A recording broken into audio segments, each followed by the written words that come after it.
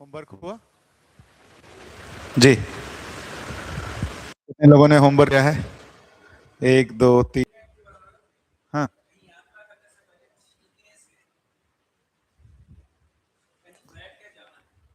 अशुभ हो जाता है भाई। हम घर से निकल रहे हैं, किसी ने छींक दिया तो अशुभ हो जाएगा। बिल्ली का रास्ता काट देना अशुभ हो जाता है। हाँ,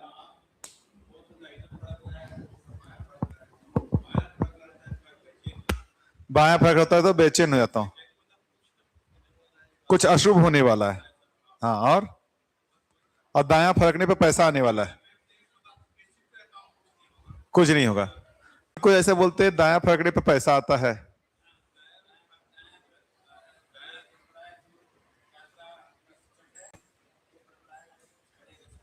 हाँ हाँ, एग्जैक्टली याद नहीं है, पर यह है कि दायां फड़फड़ाता है तो कहीं यात्रा का सूचक है, कहीं यात्रा हाथ करेंगे। में खुजली हो रही है तो पैसा आने वाला है। हाँ, और पैर के तलवे में कहीं खुजली हो तो झगड़ा करेंगे। पैर में तलवे में खुजली हो तो कैसे से झगड़ा होगा? ये भी मान्यता है। हाँ, ये कुछ बोलना चाह रही है। क्या क्या भ्रमित मान्यताएं? अच्छा, इन भ्रमित मान्यताओं से हम प्रभावित होते हैं कि नहीं होते? हम पहले बताएं। जैसे हम जाते रहते हैं रोड पर और सामने से बिल्ली रास्ता काट गई, हम रोक के और क्या सोचते हैं, कोई और निकल जाएगा तो जाएंगे, मरे तो वो मैं बच जाऊं। उसको ये बोले कि बिल्ली रास्ता काट दी है मत जाओ, बोलते हैं नहीं, चुपके से क्या करते हैं, गाड़ी रोक के इंतजार करते रहते हैं। क्या इंतजार करते रहते हैं? कोई और आगे चला जाए। वो चला जाता है तो हम निश्चिंत हो जाते हैं। क्यों? अब जो दुर्घटना घटनी है उसके साथ घटेगी, है ना, मेरे साथ नहीं घटेगी। अच्छा, उसको पता है कि बिल्ली ने रास्ता काटी है? नहीं पता है। अच्छा, कभी ये सोच के देखा बिल्ली ने रास्ता काटी है, हम चल के देखते हैं क्या होता है? कभी दुर्घटना घटी है? हो गया। अरे क्या हो गया यार, बिल्ली रास्ता तो दीजिए इसको माइक, इनको माइक दीजिए। बिल्ली ने रास्ता काटा और इनका दुर्घटना घट गया। देखे क्या हो गया था। हम लोग एक बार शादी में जा रहे थे, मम्मी पापा और मैं बाइक में थे। तो जिनके यहाँ शादी हो रहा था, घर अलग तरफ था, फंक्शन अलग तरफ हो रहा था। तो हम लोग ढूंढते ढूंढते जा रहे थे कि किधर हो रहा था। इतने में बिल्ली रास्ता काट देती है, ठीक है।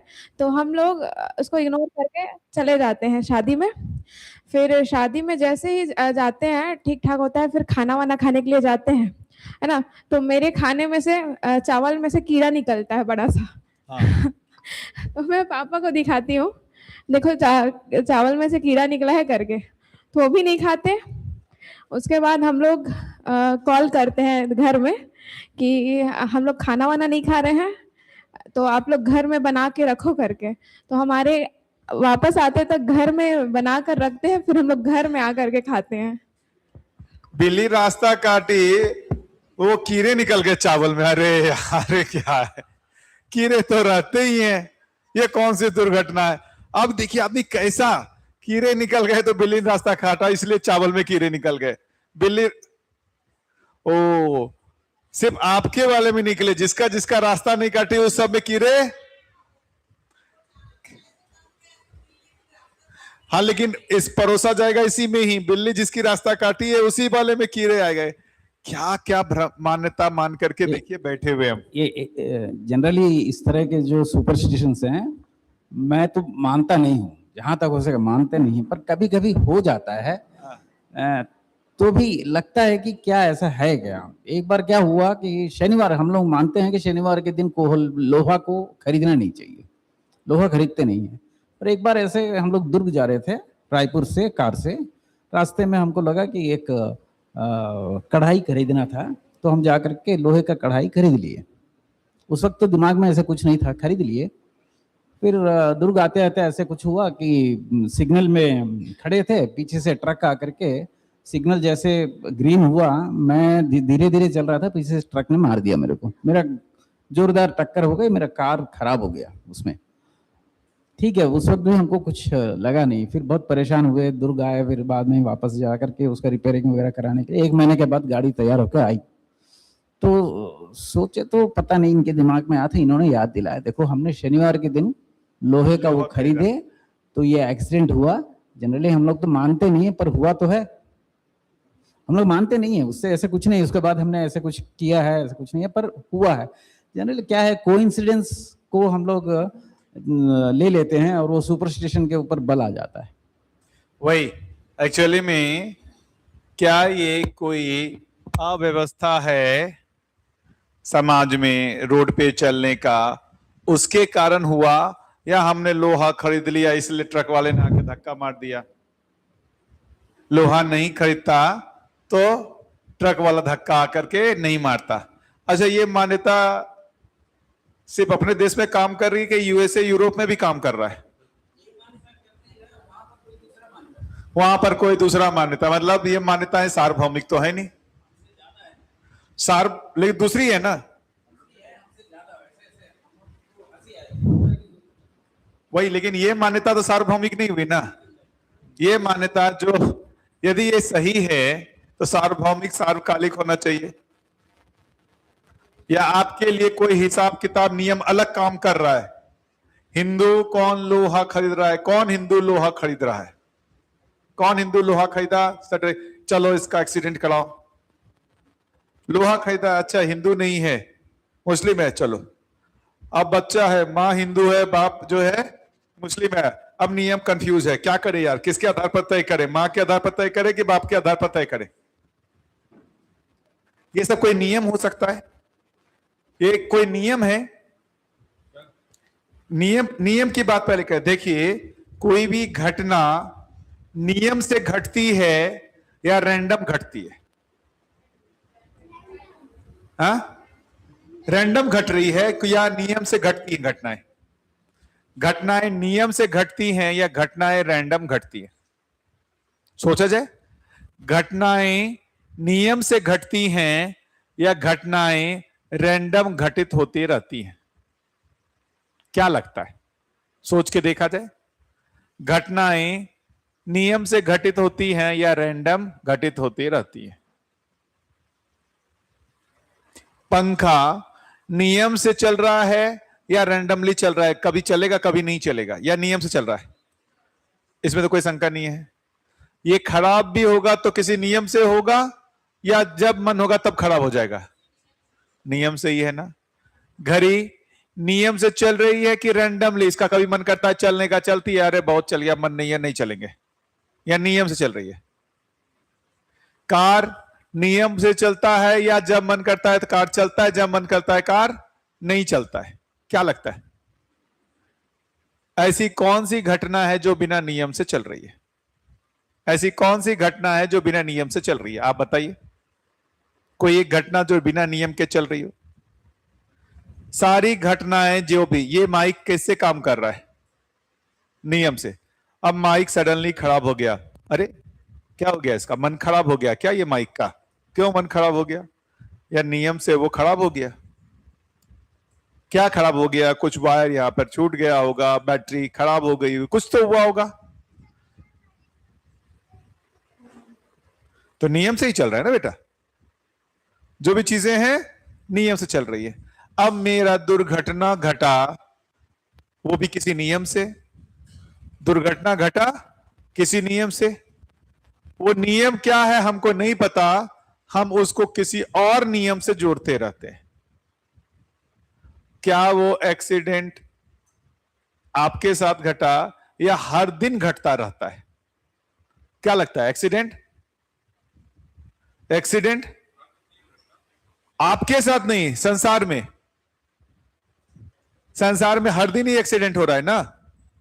रोड एक्सीडेंट में तो हर दिन ही लोग मारे जा रहे हैं ना, हर दिन ही लोग एक्सीडेंट में मारे जा रहे हैं। क्या लगता है किस नियम से मारे जा रहे हैं? किस नियम से वो एक्सीडेंट हो रहा है? किस नियम से वो एक्सीडेंट हो रहा है? सावधानी नहीं कर रहे, सावधानी पूर्वक नहीं चल रहे, ओवर स्पीडिंग कर रहे हैं। ओवर स्पीडिंग कर रहे हैं कहीं पर हमको टर्न लेना है, इंडिकेटर देना है, वो नहीं दे रहे हैं, या है ना, या हम आ रहे हैं, हमने देखा नहीं उधर से कोई आ रहा है, सडनली मोड़ लिया, ये सब क्या है भाई? सावधानी हम नहीं बरते हुए इसी नियम से ना दुर्घटनाएं घट रही हैं, इसी नियम से ना दुर्घटनाएं घट रही हैं। भाई गाड़ी चल रही है, कार चल रही है, हमने पीछे देखा नहीं कि ट्रक जो है वो कितनी दूर है, हमने सडनली ब्रेक लिया, ट्रक वाला ब्रेक लेते लेते भी जाके टकरा जाता है।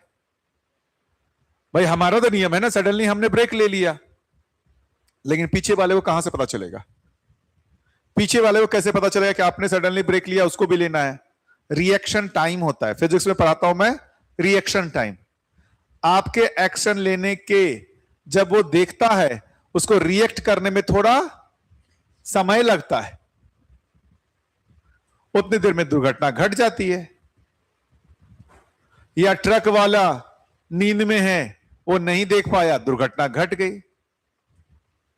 नहीं, आपने लोहा खरीदा है, ट्रक वाले के ऊपर किसी ने भूत आ गया है, चलो उस कार को ढूंढ करके मारो, क्योंकि उसने लोहा खरीदा है। क्या लगता है कोई ऐसा नियम है क्या? क्या ऐसा कोई नियम है? बिल्ली ने रास्ता काट दिया है, चलो अब इसके खाने में कीड़े डाल देंगे। क्या है?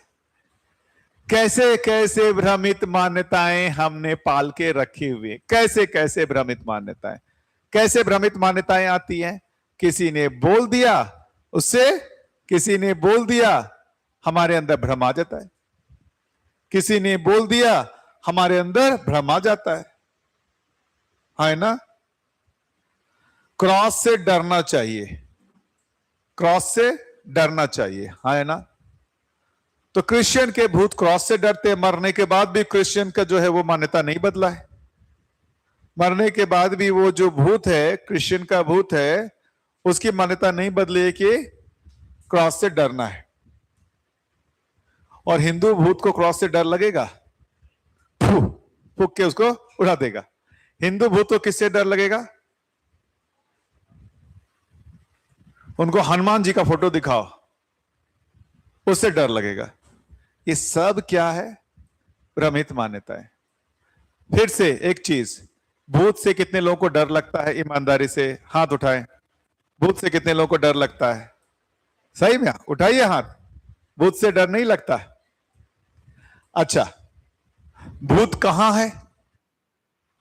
आसपास है। कभी दिखा है? आसपास कभी दिखा है? तो ये कैसे पता आसपास है? कहां है? हैं? हमारे दिमाग में, हमारे कहां है? चित्रण में है। क्या वो बाहर है? ये जो बोला आसपास, वो कहां है भूत? हमारे चित्रण में, हमारे चित्रण में है। तो कौन डरा रहा है? मेरी कल्पना में एक भूत है, वो किसको डरा रहा है? मुझे को डरा रहा है। तो डराने वाला कौन? मेरी कल्पना किसको डरा रही है? तो कौन किसको डरा रहा है? मैं ही अपने आप को डराते रहता हूं। तो जो भूत से डर लग रहा है वो क्या चीज है?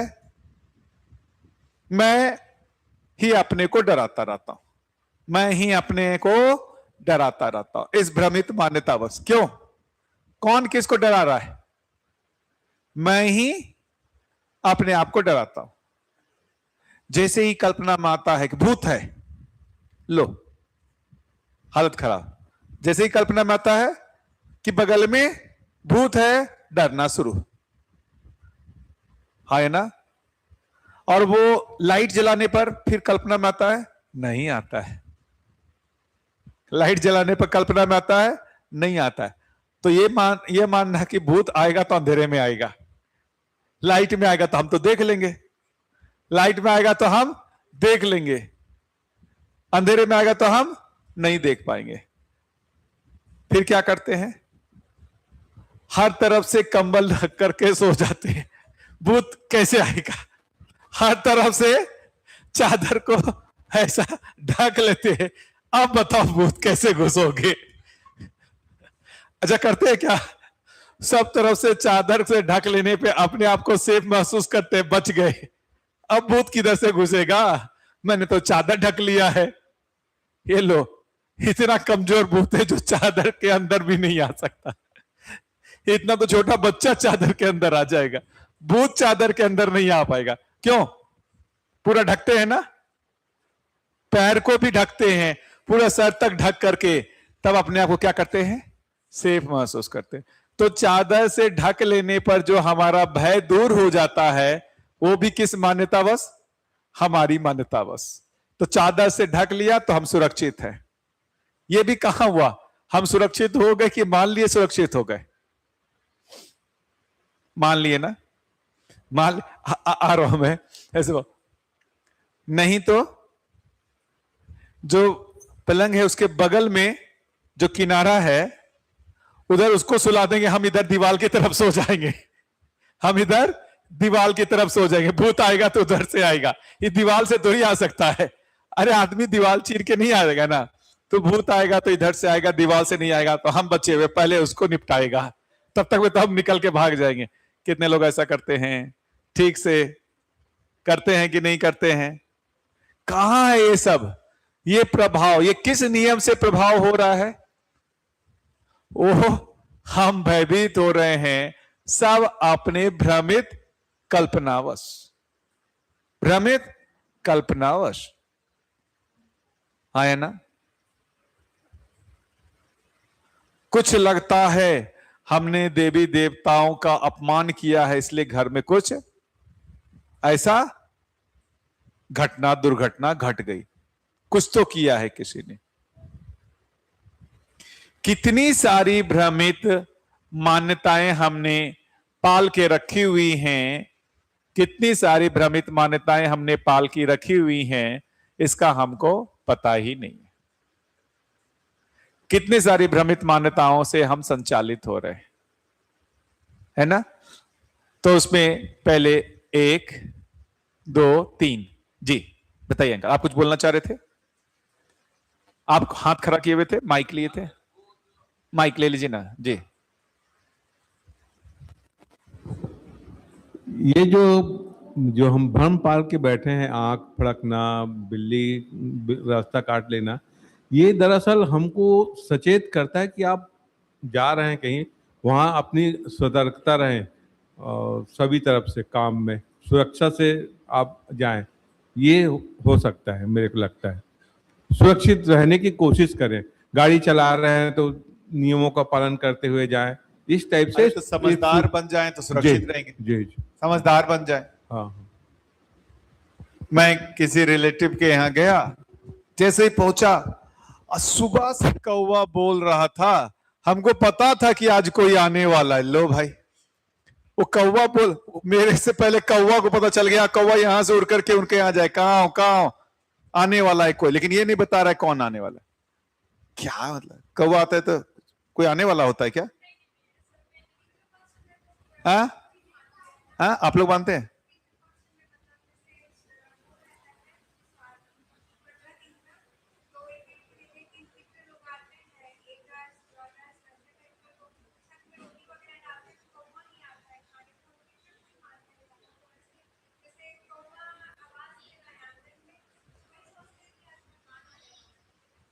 कितने सारी मान्यताओं से हम गवर्न हो रहे हैं, हमको कुछ भी आइडिया नहीं है, कुछ भी आइडिया नहीं है। जी अंकल जी, आप कुछ बोलना चाह रहे थे, माइक दे दें।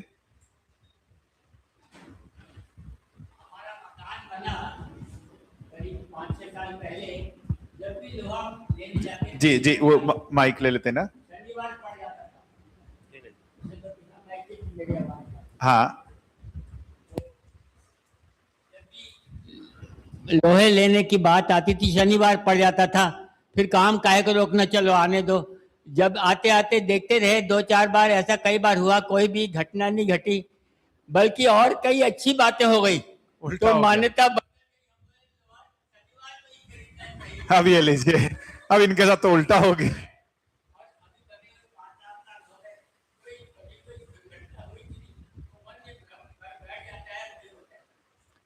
है ना। जी अंकल जी, आपका?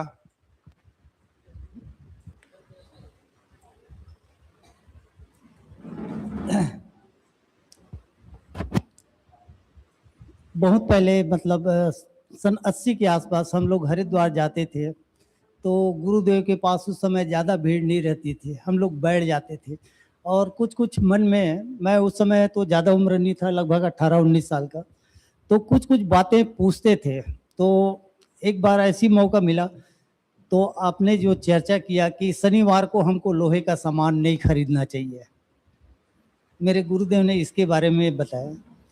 बेटा, एक ज़माना ऐसा था कि गांव में लोहार जो जाति होती थी, संभवतः गांव भर में 1 या 2 लोहार होते थे, और वो घर गृहस्थी में या खेती सानी में जितने सामान उपयोग होते थे, वो सारा सामान वो लोहार तैयार करता था। पहले रेडीमेड मार्केट में नहीं मिलता था वो सामान, तो उसको भी अपने औजार को ठीक करने के लिए समय की जरूरत पड़ती थी। तो अपने एक परंपरा ये समाज में ये स्थापित किया कि भाई एक दिन सप्ताह में शनिवार को लोहे का काम नहीं करेंगे, लोहे खरीदने का काम, लोहे का कुछ ये करने का काम नहीं करेंगे, मेरे गुरुदेव का ये जवाब। दूसरा ये, हम लोग बोलते हैं कि शनिवार को करना चाहिए। पहले के जमाने में नहीं, आजकल जिस तरह हम देखते हैं सैलून, आज से 50 साल पहले की बात बता रहा हूँ, सैलून नहीं होते थे, खासकर गांव में तो बिल्कुल नहीं होता था। गांव का नाई होता था, वो घर घर जाके वो सबका बाल काटता था, नाखून काटता था। तो उस आदमी को, नाई को भी अपने औजारों को ठीक करने के लिए उसको भी तो समय चाहिए। तो व्यवस्था ये बनाई गई समाज में कि भाई इनको भी एक दिन बाल काटने से, नाखून काटने से इसको मुक्त रखा जाए। वो समय के साथ धीरे धीरे उसको हमने भ्रम पाल लिया कहिए, या हमने उसको परंपरा में ले आया, ये बात है। दूसरी बात सर, मैं और बोलना चाहता हूँ, आप जो बोल रहे हैं देवी देवता, ये कुछ नहीं होता। नहीं, मैंने ये नहीं कहा, मैं तो देव मानव, दिव्य मानव सब लिख करके रखा हुआ। मैंने कहा देवी देवता नहीं होते, मैंने कहा हम देवी देवताओं से जो भयभीत होते रहते हैं, ये हमारा भ्रम है कि देवी देवता हमको दंडित करेंगे।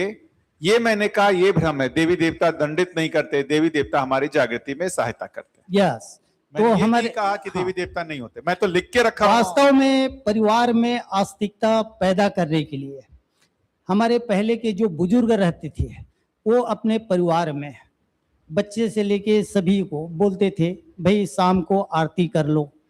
उसका एक ही उद्देश्य था, परिवार में आस्तिकता पैदा करना। वो इस देवी को मानो, इस देवता को मानो, ऐसा ये कुछ नहीं था। जो परंपरा में जिस देवी देवता का वहाँ पे पूजन अर्चन चलता था, उसको वो लोग प्रोत्साहित करते थे। तो मेरी जो सोच उस समय से जो बनी है, मैं आज भी उस बात को सही मानता हूं मैं। धन्यवाद। देखिए फिर से, आस्था का डेफिनेशन, आस्था का डेफिनेशन है बिना जाने हुए मान लेना। आस्था का डेफिनेशन बिना जाने हुए मान लेना। वो सही भी हो सकता है, गलत भी हो सकता है, मानना ही है, जानना नहीं है। तो लोगों ने देवी देवताओं का भय दिखा करके लोगों को नियंत्रित करने का क्या किया, प्रयास किया कि देवी देवताओं का भय दिखाएंगे तो सभी समाज में भयपूर्वक नियंत्रित रहेंगे। समाज में भयपूर्वक नियंत्रित, अरे किसी और से नहीं तो भगवान से तो डर, अल्लाह से तो डर, भाषा बोलते हैं ना, अल्लाह से तो डर है ना, अल्लाह सब देख रहा है तो आपको भयभीत, अल्लाह सब देख रहा है भयभीत, ईश्वर सब देख रहा है भयभीत। आप नियंत्रित हो किससे? कोई आपके कल्पना में एक ऐसा पात्र बना दिया जाए जो आपको गलत करने पर दंड देगा, उस भय से आप गलत ना करो। हमारे चित्रण में कुछ डाल दिया जा रहा है, ऐसा भय डाल दिया जा रहा है, ईश्वर का, अल्लाह का, देवी देवताओं का भय डाल दिया जा रहा है, जिससे अब मैं गलती ना करूं। ये गलती करूंगा तो मुझे दंड मिलेगा, और इस भय से मैं नियंत्रित रहूं। मान्यताएं बना करके सभी लोगों को हम नियंत्रित कर पाएंगे, है ना, नियंत्रित कर पाएंगे, ऐसा लोगों ने सोचा और कर दिया। अब जिनमें ये मान्यता काम नहीं करती है वो तो भगवान को ही चोरी करके ले जा रहे हैं। लीजिए, अब क्या कीजिएगा? अरे जिनमें मान्यताएं काम नहीं कर रहे हैं वो भगवान को ही चोरी करके ले जा रहे हैं। सब भगवान का डर और लोग जो है भगवान को ही चोरी करके ले जा रहे हैं। काम खत्म। अब क्या कीजिएगा? अब क्या कीजिएगा? भय दिखा करके, भ्रमित मान्यता स्थापित करके हम लोगों को नियंत्रित करने का प्रयास किए, गलत से रोकने का प्रयास किए। कुछ हद तक सफल हुए हैं, पूर्ण सफल नहीं हुए। कुछ हद तक सफल हुए, ऐसा ना कहा जाए कि कुछ भी सफलता नहीं है। एक बार तो कुछ करने जाते हैं, चोरी करना, अरे भगवान को पता चलेगा। भगवान से भयभीत तो होते हैं ना, होते हैं कि नहीं होते? चोरी कर रहे हैं तो हमको थोड़ा डर लगता है, तीसरी आंख का डर लगता है। तीसरी आंख किसकी है? ईश्वर की, भगवान की, अल्लाह की, है ना। बैठा दिएगा मानता, ईश्वर सब देखता है, ईश्वर सब देखता है। तो हम जैसे ही ये करते हैं हमको भय लगता है कि वो देख लेगा और हमको दंडित देगा। तो हम कुछ तो नियंत्रित रहते हैं, कुछ तो नियंत्रित रहते हैं। समाज में कुछ नियंत्रण तो आया है, उन मान्यताओं वश कुछ तो नियंत्रण आया है, पूर्ण नियंत्रण नहीं है। जैसे आप मंदिर में जाते हैं, जैसे ही आप में गलत विचार आने लगता, आप क्या करते हैं? परेशान होने लगते हैं। अरे मंदिर में गलत विचार नहीं आना चाहिए, मंदिर में गलत विचार नहीं होता है क्या? नहीं होता है? कितने लोग होता है मंदिर में जाते हैं तो गलत विचार नहीं आने चाहिए, होता है ना। गलत विचार आए लेकिन वहां आए जहां हमको कोई देख ना पाए। मंदिर में एक है जो तुरंत देख लेगा हमको, मंदिर में कोई है जिसको पता चल जाएगा कि मैं गलत विचार कर रहा हूं, मेरे को दंड देगा। उस भयवश मंदिर में गलत विचार नहीं आना चाहिए, है ना।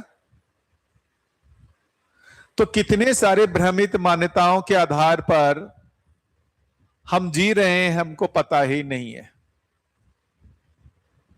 कितने सारे भ्रमित मान्यताएं, एक दो थोड़ी हैं, लिस्ट करते जाए तो अनेक भ्रमित मान्यताएं निकल करके आएंगे।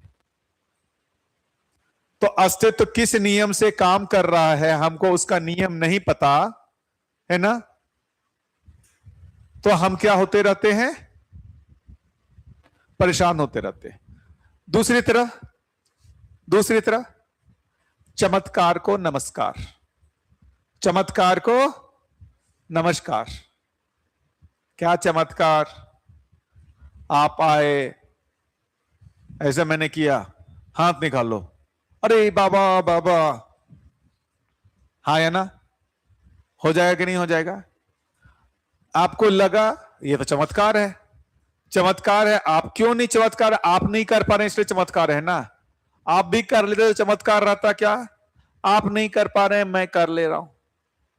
आप नहीं कर पा रहे, मैं कर पा रहा हूं, मतलब मेरे पास कुछ दिव्य शक्तियां हैं और उन दिव्य शक्तियों से मैं आप पर आपका भला भी कर सकता हूं और आपका बुरा भी कर सकता हूं। यहां झुक करके रहो, यहां झुक करके रहो, यहां पुष्पा मत बनो, हाँ या ना। ऐसे अनेक लोगों से समाज आस्थान्वित हुआ है ना, वहां जाकर के, है ना। क्या क्या है मान्यताएं? देखिए कौन कौन सी मान्यताएं हैं जिससे आदमी आस्थान्वित हो जा रहा है। ईश्वरीय चमत्कार बताइए, किसका हम कैसे मैकेनिज्म मान लेते हैं। मेरी किडनी खराब है फिर भी मैं जिंदा हूं कई सालों तक। चमत्कार, चमत्कार। क्या हो गया? चमत्कार। क्या चमत्कार? हमको कोई देवी देवता चला रहे हैं, हमको कोई देवी देवता चला रहे हैं, हमको देवी देवताओं का आशीर्वाद है।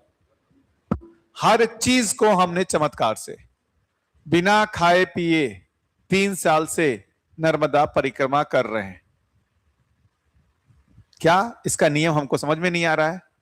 जन सामान्य आस्थान्वित, जन सामान्य आस्थान्वित, हाँ या ना? जन सामान्य पूरी तरह सही भी माना जाता है। जैसे एक उदाहरण देना चाहूंगा मैं। अभी प्रदीप मिश्रा जी का शिव पुराण कथा होता है, आस्था चैनल के माध्यम से पूरे हर जगह प्रसारित होते हैं। आज वहाँ लाखों भक्त उस कथा में सम्मिलित होते हैं। लाखों में शायद हो सकता है 2-4 लोगों का वो जो अपना पर्चा लिख के देते हैं, उनको पढ़ के बताते हैं कि भगवान शंकर के मूर्ति में जल चढ़ाने से मेरी स्वास्थ्य ठीक हो गया, मेरे बच्चे को नौकरी लग गया। मेरे को नहीं मालूम उसकी वास्तविकता का प्रतिशत कितना है, लेकिन इसका प्रभाव मैं समाज में ये महसूस करता हूँ कि आज गांव में जो शंकर भगवान की मूर्ति होती थी, मंदिर होते थे, वहाँ जले पड़े रहते थे। आज ऐसा कोई जगह नहीं दिखता जहाँ शंकर भगवान की मंदिर है, शिवलिंग है, वहाँ पे गंदगी हो, सफाई ना हो, सब मंदिर चकाचक हो गए।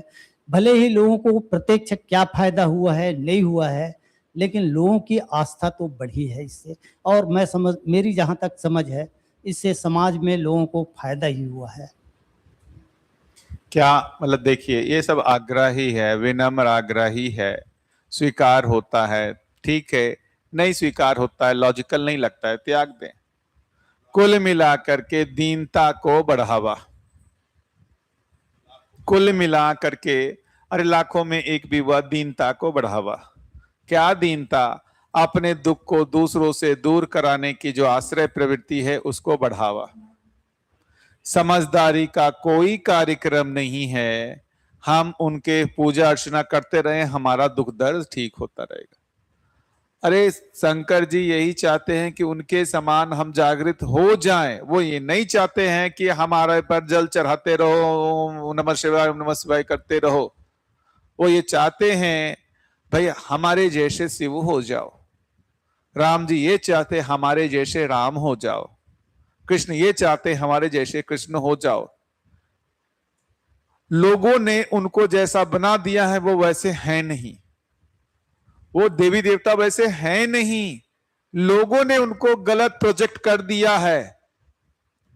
ये लोगों का गलत प्रोजेक्शन है। मैं ये नहीं कर रहा हूं ये देवी देवता नहीं है, ये देवी देवता हैं, लेकिन जिस स्वरूप में भ्रमित मानव मानता है उस स्वरूप में नहीं है। भ्रमित मानव जिस स्वरूप में देवी देवताओं को पूजता है उस स्वरूप में ये देवी देवता नहीं है। ये देवी देवता नहीं चाहते हैं आप उनका नाम जप करते रहो और वो आप प्रसन्न होकर के आपका दुख दूर करते रहेंगे। वो तो ये कह रहे हैं इस दीनता को छोड़ करके समझदार बन जाओ, धीरता वीरता उदारता दया कृपा करुणा पूर्वक जी करके उपकार करो। वो ये नहीं चाहते हैं हमारे प्रति दीनहीन बने रहो, हमारा नाम जप करते रहो, नहीं चाहते हैं। वो ये चाहते हैं हमारे समान बन के उपकार करो, हमारे साथ उपकार कार्य करो, वो ये चाहते हैं। वो चाहते कुछ और है, हम अपनी भ्रमवश उनको कुछ और बना के रखे हुए, हम भ्रमवश उनको कुछ और बना के रखे हुए हैं। कैसे? जिनका आप सब नाम ले रहे हैं वो इस तरीके के भ्रम फैला रहे हैं, समाज उस भ्रम को स्वीकार ले रहा है, समाज उस भ्रम को स्वीकार ले रहा है। वो तो सभी देवी देवता कह रहे हैं कि हमारे समान बनो। सभी देवी देवता क्या बोल रहे हैं? हमारे जैसा बन जाओ। इसी में वो प्रसन्न होते हैं, इसी में वो सहायता करने को तैयार हैं। और हम ले देख करके उनको एक विशेष बना करके स्वयं दीनहीन बने रहना चाहते हैं। वो ये नहीं चाहते हैं कि हम दीनहीन बने रहें। कैसे चाहेंगे?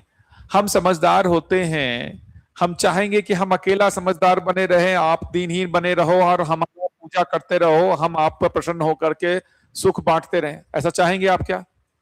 ऐसा चाहेंगे आप क्या? आप क्या चाहेंगे? हम जैसे समझदार हो गए, सभी लोग समझदार हो जाए। और यदि हम अपने आप को विशेष मानते हैं, कोई हमारे जैसा नहीं हो सकता है, इसका मतलब हम समझदार हुए ही नहीं, हम समझदार हुए ही नहीं। थोड़ा सा विनम्रता पूर्वक आग्रह ही है, पूरा समाज इसमें उलझ गया है, पूरा समाज इसमें उलझ गया है। इन भ्रमित मान्यताओं को इतना दृढ़ मान लेता है कि लगता है यही सही है, यही सही है। अपने मानने को ही क्या कर लेता है, जानना मान लेता है। फिर से मानना को ही क्या मान लेता है, ये जान ला, मैंने जान लिया है, मैंने जान लिया है। हाँ या ना? ना तो हिंदू को पता है कि ये भगवान है या नहीं, ना तो मुसलमान को पता है अल्लाह है या नहीं, दोनों माने हुए कि हम जानते हैं और उसको ऐसा संघर्ष करते रहते। मानने को ही जानना मान लेना, फलस्वरूप क्या होगा, संघर्ष होता है, संघर्ष चल रहा है। आया ना? जितने भी लोग इस तरीके के उपकार कार्य में लगे हुए हैं, बाकियों का क्या उपकार हुआ पता नहीं, उनका तो उपकार हो गया, ये सत्य है ना? बाकियों का क्या उपकार हुआ ये तो नहीं पता, उनका झोली तो भर गया, उनका तो झोली भर गया। आप सभी दीनहीन हो, मुझे पता है, आप आस्थावश पैसा खर्च करोगे, उसको मैं उपयोग करके मैं अपना झोली तो भर लिया, बढ़िया अच्छा करोड़ों अरबों का साम्राज्य खड़ा कर लिया।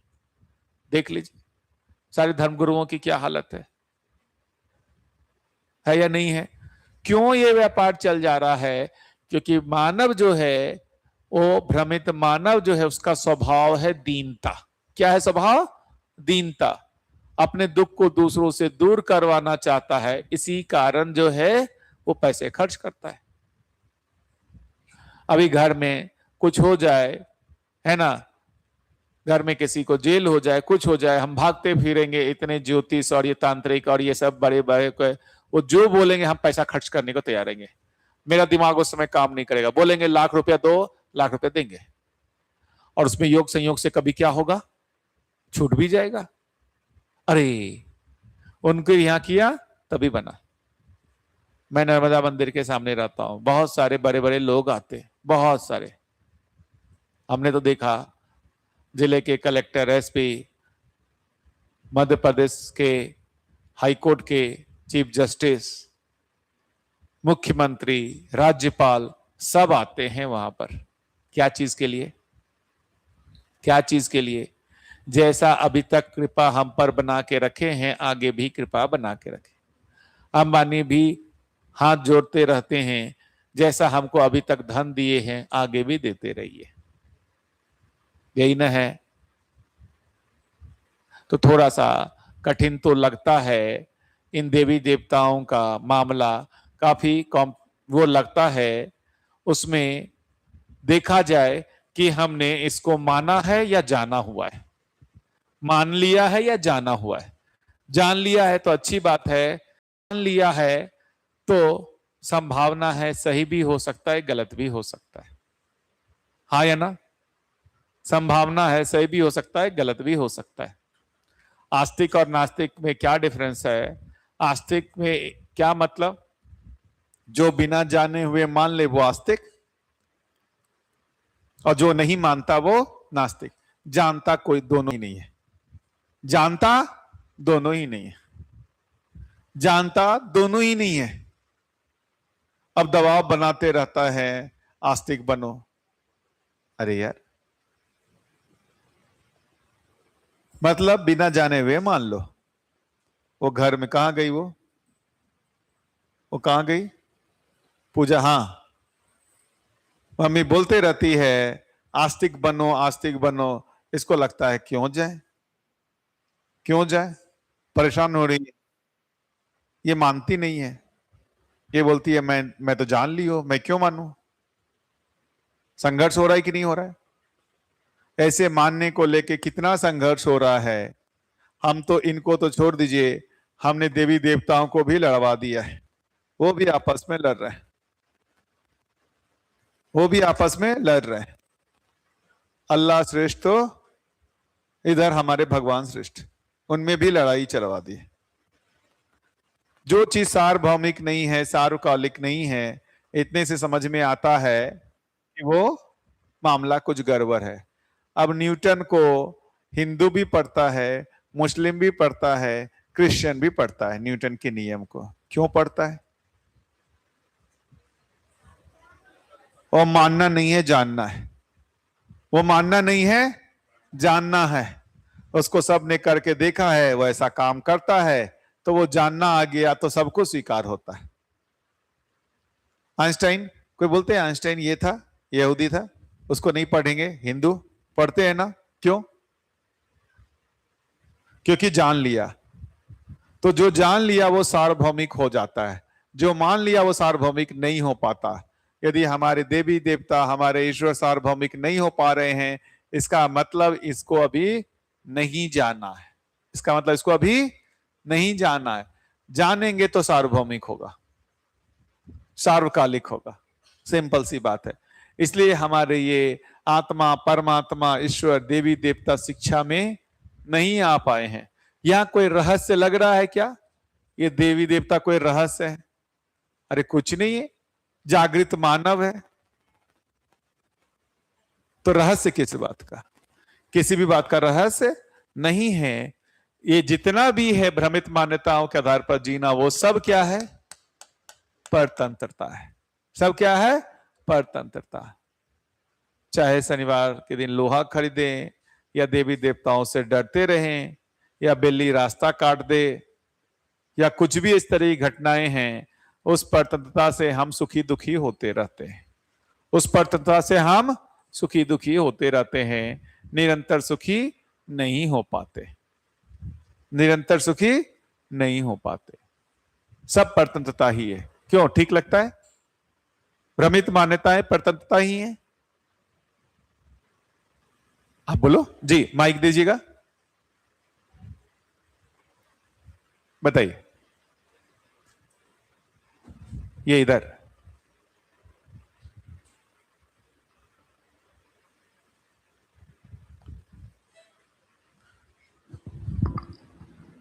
बताइए।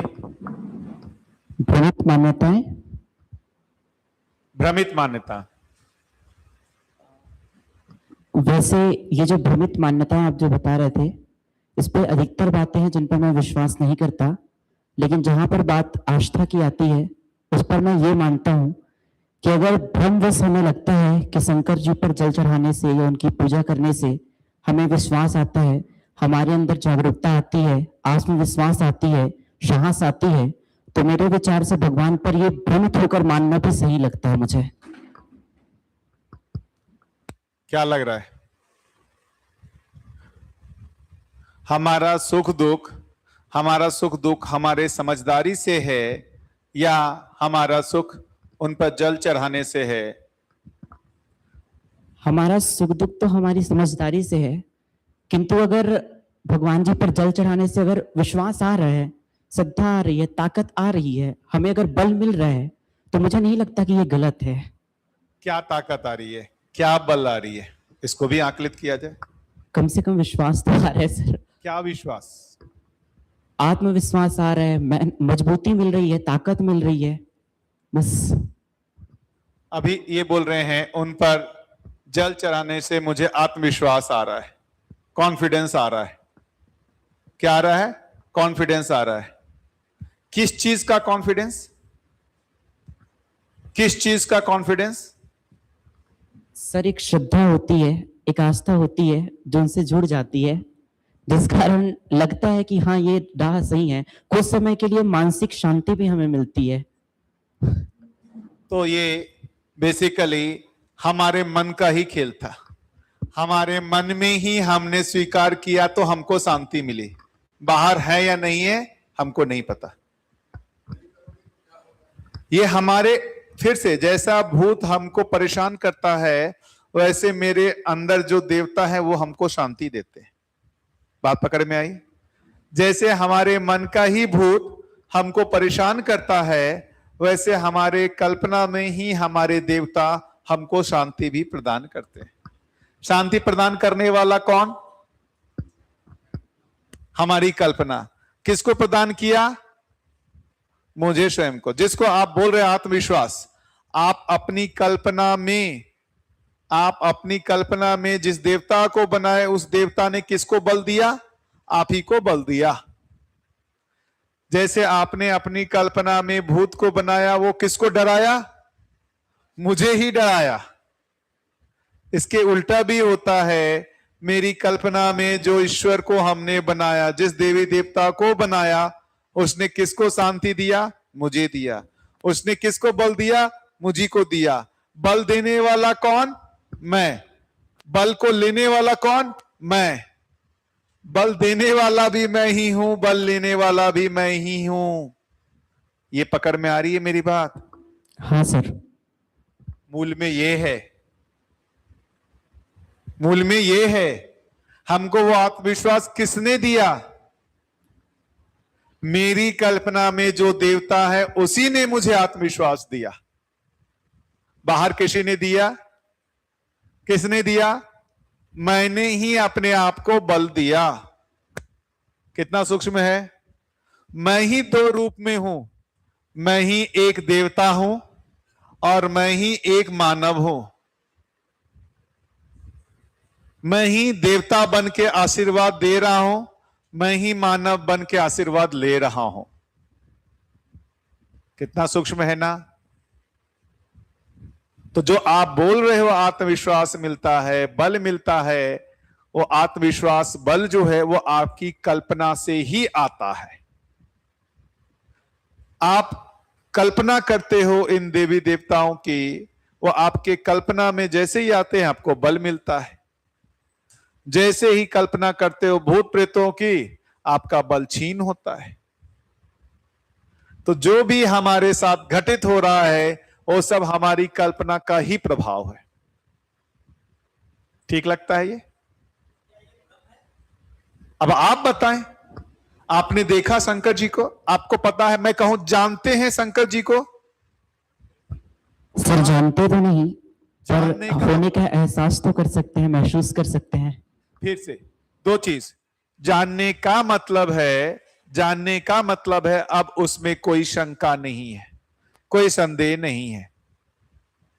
जैसे ये पेन है, आप इसको जानते हो, कोई शंका है? नहीं। शंकर जी हैं, आप जानते हो या मानते हो? मानते हैं। क्यों आपने कहा आपको विश्वास नहीं है? जानना मतलब विश्वास, प्रत्यक्षीकरण हमारे प्रत्यक्ष है। अब इसमें कोई शंका नहीं है कि ये है कि नहीं है। जैसा मैं शरीर हूं, ये जानते हो या मानते हो? मैं शरीर हूं, ये क्या है? हम सभी शरीर हूं, ये शरीर सत्य है। ये शरीर तो है ना, ये शरीर तो है। इसमें किसी को शंका है क्या कि ये शरीर है? कितने लोगों को कोई शंका नहीं है कि ये शरीर तो है, लेकिन जीवन है। ये कितने लोग मानते हो कि जीवन है? कितने लोग मानते हो कि जीवन है? मानते हैं ना। कितने लोग जानते हो कि जीवन है? जानते हो। जानना, भाई जानने का मतलब पूरा नहीं कह सकते, मतलब शंका बना हुआ मानना ही हुआ। पूरा नहीं कह सकते मतलब वो शंका है अभी, तो वो मानना ही है। वो क्या है? मानना ही है। आया ना। अभी कैसे है, आदमी पूरी जिंदगी भौतिकता के लिए प्रयास करता रहता है ना। क्यों? स्वयं को शरीर मानकर। घर में पूर्वज मर गए और उनका पिंडदान करने जाते हैं, इसका मतलब वो मानते हैं कि वो है। मानते हैं कि वो है, वो मानते हैं ना है।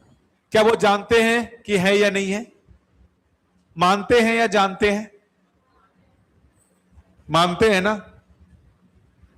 इसी तरीके से आप अंकल जी जो बोल रहे हैं, इसमें मैं ये नहीं कर रहा हूं शंकर जी को मानते हैं या जानते हैं, ये आप तय कीजिए।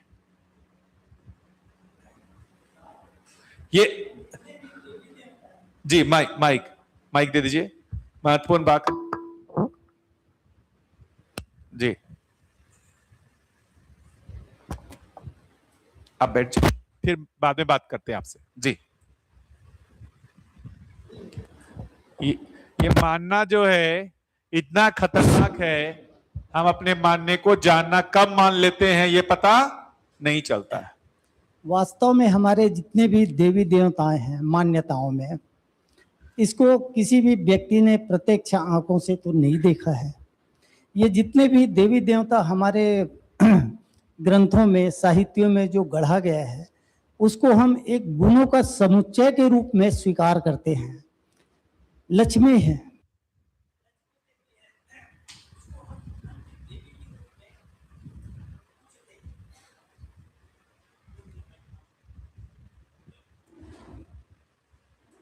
हाँ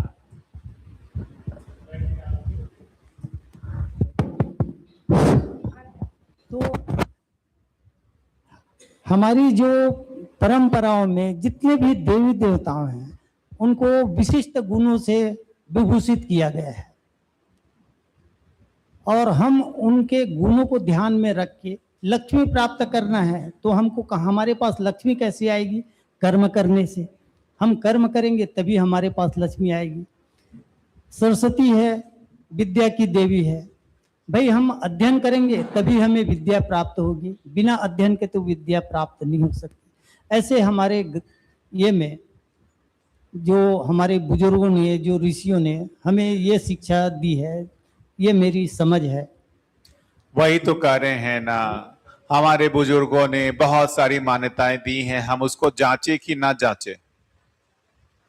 अरे मान्यताएं तो बहुत सारी दी हैं, जांचे कि ना जांचे, या मान करके पास ऑन करते रहें। मान्यताओं को जांचे कि ना जांचे, या बिना जांचे पास ऑन करते रहें। उन्हीं मान्यताओं को जांचने की ही तो बात हो रही है, उन्हीं मान्यताओं को जांचने की बात हो रही है। जैसा उन्होंने कहा, हमको आत्मबल मिलता है, साहस मिलता है, ताकत मिलती है। कौन दिया वो आत्मबल? कौन दिया वो साहस? कौन दिया वो ताकत? कौन दिया? खुद से आपने ही अपने आप को आत्मबल दिया, साहस दिया, ताकत दिया। कहां माध्यम देव? आपकी कल्पना में वो जो देवता है वही आपको ताकत दिए। कौन देवता आपको दिए, आपको पता है आकर के क्या? अरे वही तो बात बोल रहा हूं। अरे उन्होंने दिया या आपने अपनी कल्पना के आधार पर माना? हमको पैसा दिया, हमारे घर में जो समृद्धि आई वो लक्ष्मी जी ने हमको दिया, या हमारे काम करने से आया? क्या कैसे तय होगा?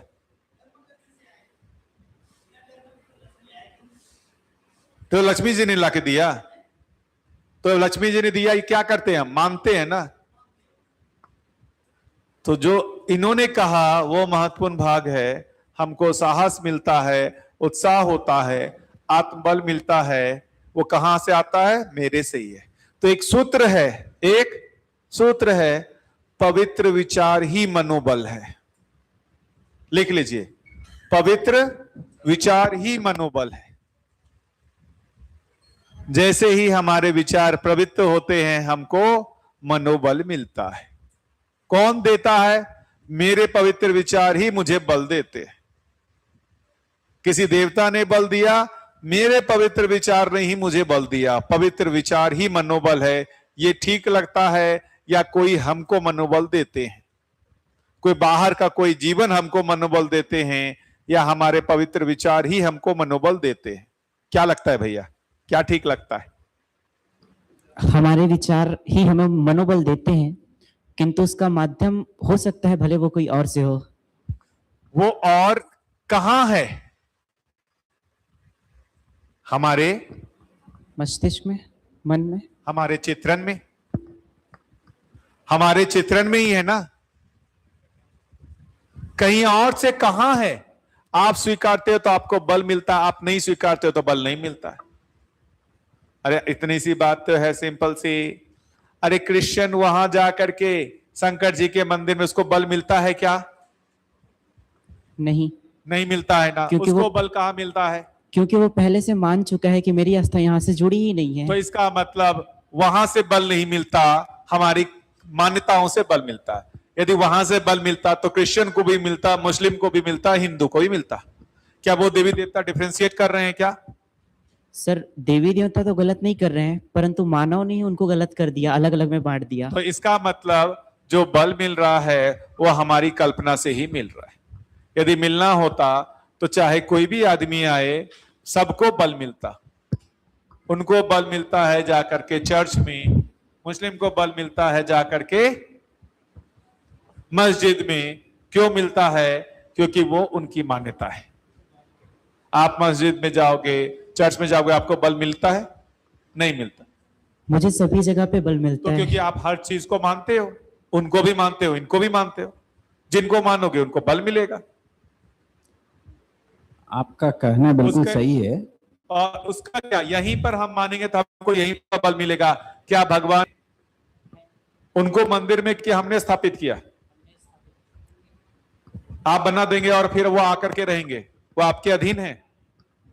वो तो हर जगह है, लेकिन उनकी मूर्ति के रूप में हमने स्थापित किया उनको। तो मूर्ति में भगवान है, ये किसकी मान्यता? हमारी आस्था।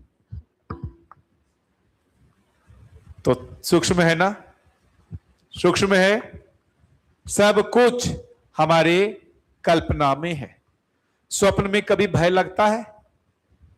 स्वप्न में भय लगता है? नहीं।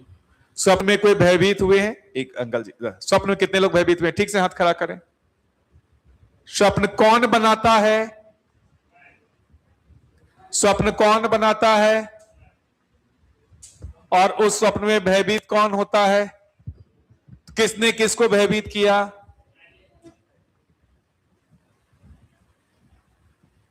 सिंपल सा है, कोई रहस्य नहीं है।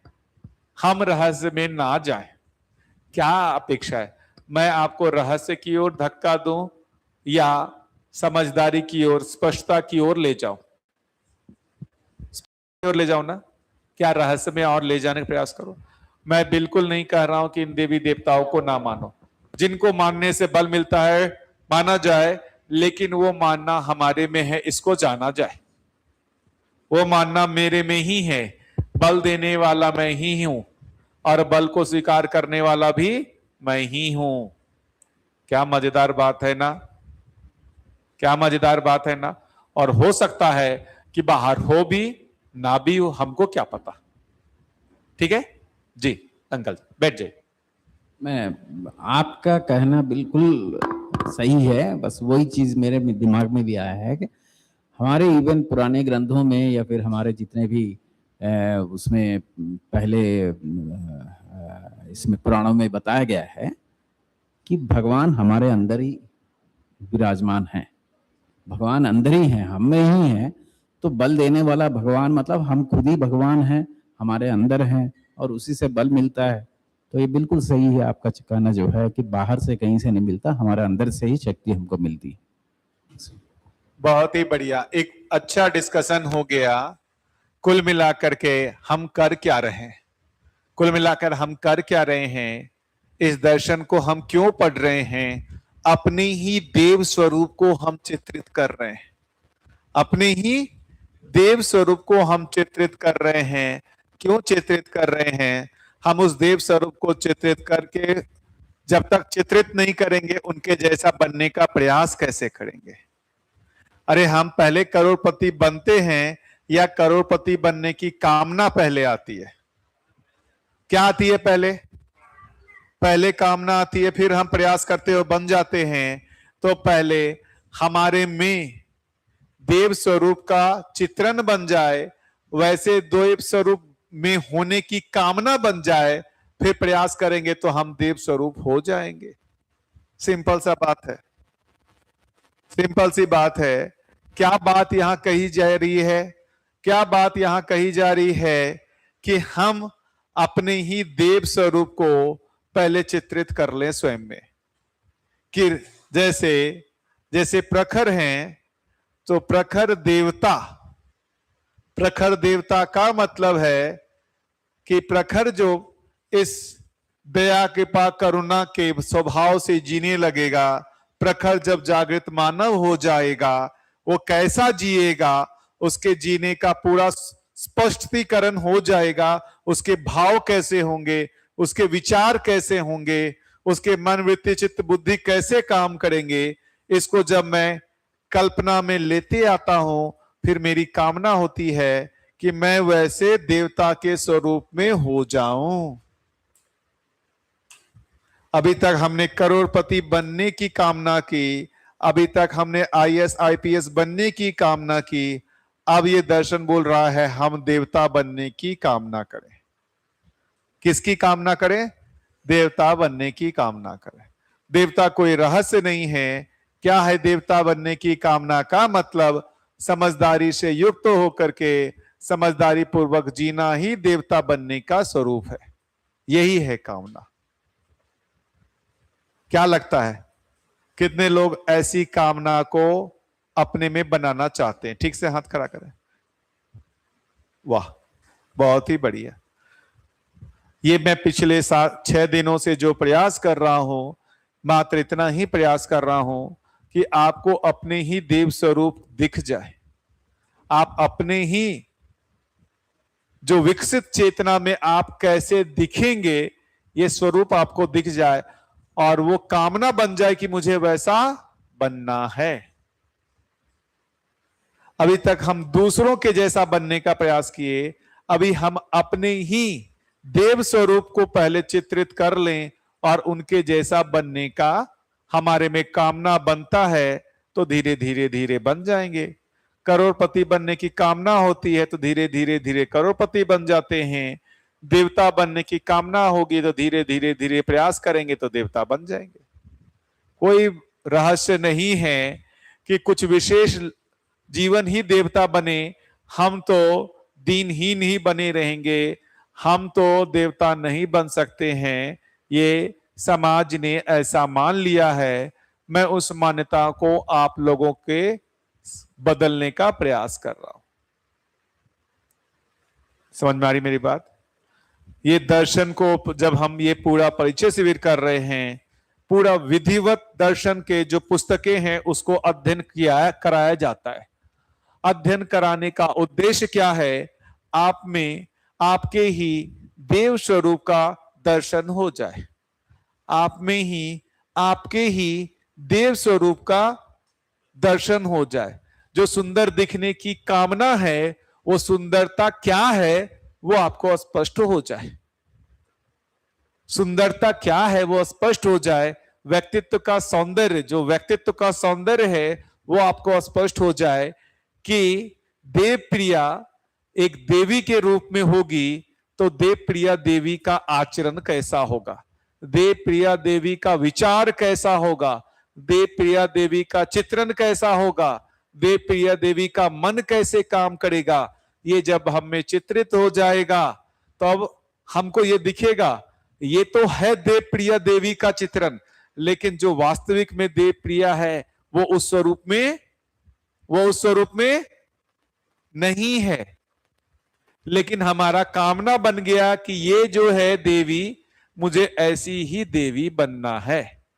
तो ये कामना बनेगी तब ना प्रयास होगा, कामना नहीं बनेगी तो प्रयास भी नहीं होगा। तो अपने ही देवी स्वरूप को हमारे में लक्ष्य के रूप में चित्रित करना पड़ेगा।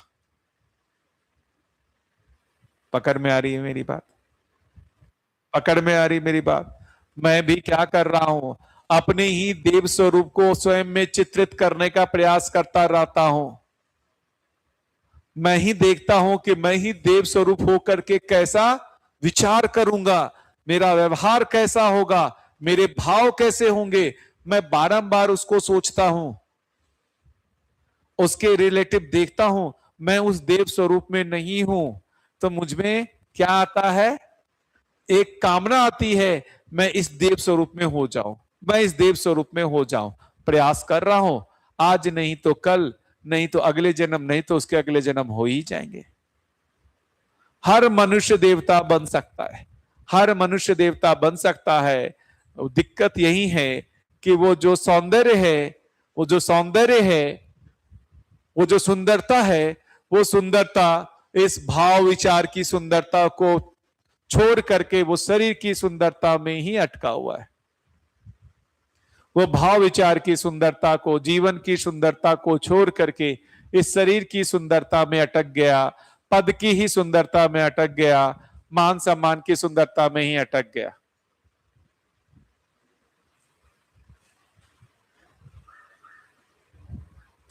अभी ऐसी ही जो सुंदर लोगों की बात कर रहा हूं, उसमें से हमारे बीच में मीना चाची आई हैं।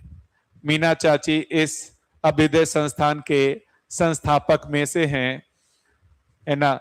चाचा जी थे, अंजनी चाचा अब साशरीर नहीं है, लेकिन इन लोगों ने पूरा अपना तन मन धन खूब लगाया, अभी भी लगा ही रहे कि ये जागृति की परंपरा बने, है ना। आपका घर यही सामने वाला है और मैं खूब रहा हूं यहाँ पे। आदरणीय नागराज जी जब आते थे यहीं रहते थे और ये घर मंदिर था, अभी भी है। वो आते थे, ऐसा लगता था मंदिर जैसा बन गया, और लोग आते रहते थे, प्रेरणा पाते रहते थे। मंदिर का मतलब जहां जागृति की प्रेरणा मिलती हो। इस घर में नागराज जी रहते थे, सभी लोग आते थे, जागृति की प्रेरणा पाते थे। ये मंदिर हो गया घर, नहीं हुआ। तो क्या कर रहा हूं पता है? मैं पिछले 6-7 दिनों से क्या कर रहा हूं भाई? आपके ही देव स्वरूप को आप में स्थापित करने का प्रयास कर रहा हूं। जो देवता होंगे, देवता के विचार कैसे होंगे, ये सब लिखा। देवता के स्वभाव कैसे होंगे, और जो अविकसित चेतना के मानव हैं, जो भ्रमित मानव है, जो जीव चेतना का मानव है, उसके स्वभाव कैसे होंगे।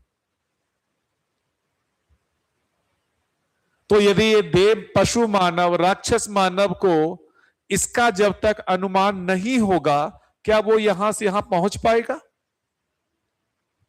भाई ये पशु मानव, राक्षस मानव, ये देव मानव, दिव्य मानव कब बनेगा?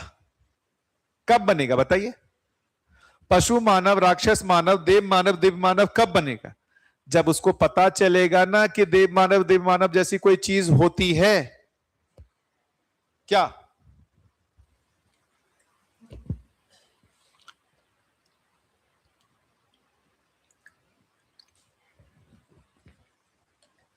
हाँ है ना। अरे आप करोड़पति बनना कब चाहते हो? जब आपको पता चला ना। आपकी बेटी करोड़पति बनना चाहती है अभी? नहीं, क्यों? उसको पता ही नहीं है करोड़पति कुछ होता है। हाँ है ना। उसको पता ही नहीं करोड़पति कुछ हो। उसको क्या पता है? खिलौना कुछ होता है।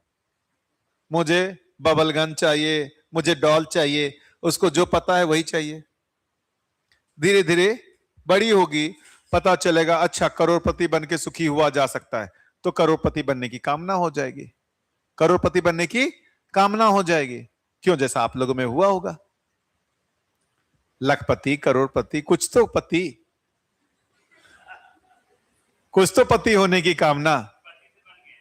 पति तो आप बन गए हैं। तो जब तक हमारे में ये इससे कोई बेहतर चेतना का स्तर है, जब तक ये हमको पता ही नहीं चले, हम वहां पहुंचेंगे कैसे? अभी तक मानव को क्या बेहतर होने का पता चला? क्या बेहतर होने का पता चला? मैं 2 कमरे के घर में रहता हूं, एक मोटरसाइकिल पे चलता हूं, उससे बेहतर क्या है 10 कमरों का, 5 कमरों का घर हो जाए, एसी का घर हो जाए, बढ़िया गाड़ी हो जाए, नौकर चाकर हो जाए। इसी का पता चला तो आदमी में कामना उसी की हुई। आदमी में कामना उसी की हुई। हाँ या ना? क्या लगता है? आदमी में कामना कहां से बन रही है? जो देखता है वहीं से तो कामना बन रही है। अब बात आ रही है किस कामना को बनाने की? दीदी, देवी देवताएं जो रहस्य बने हुए थे, जिनके बारे में हमको कुछ पता नहीं था, ऐसे देवी देवताओं का क्या आचरण होता है वो स्पष्ट हो गया।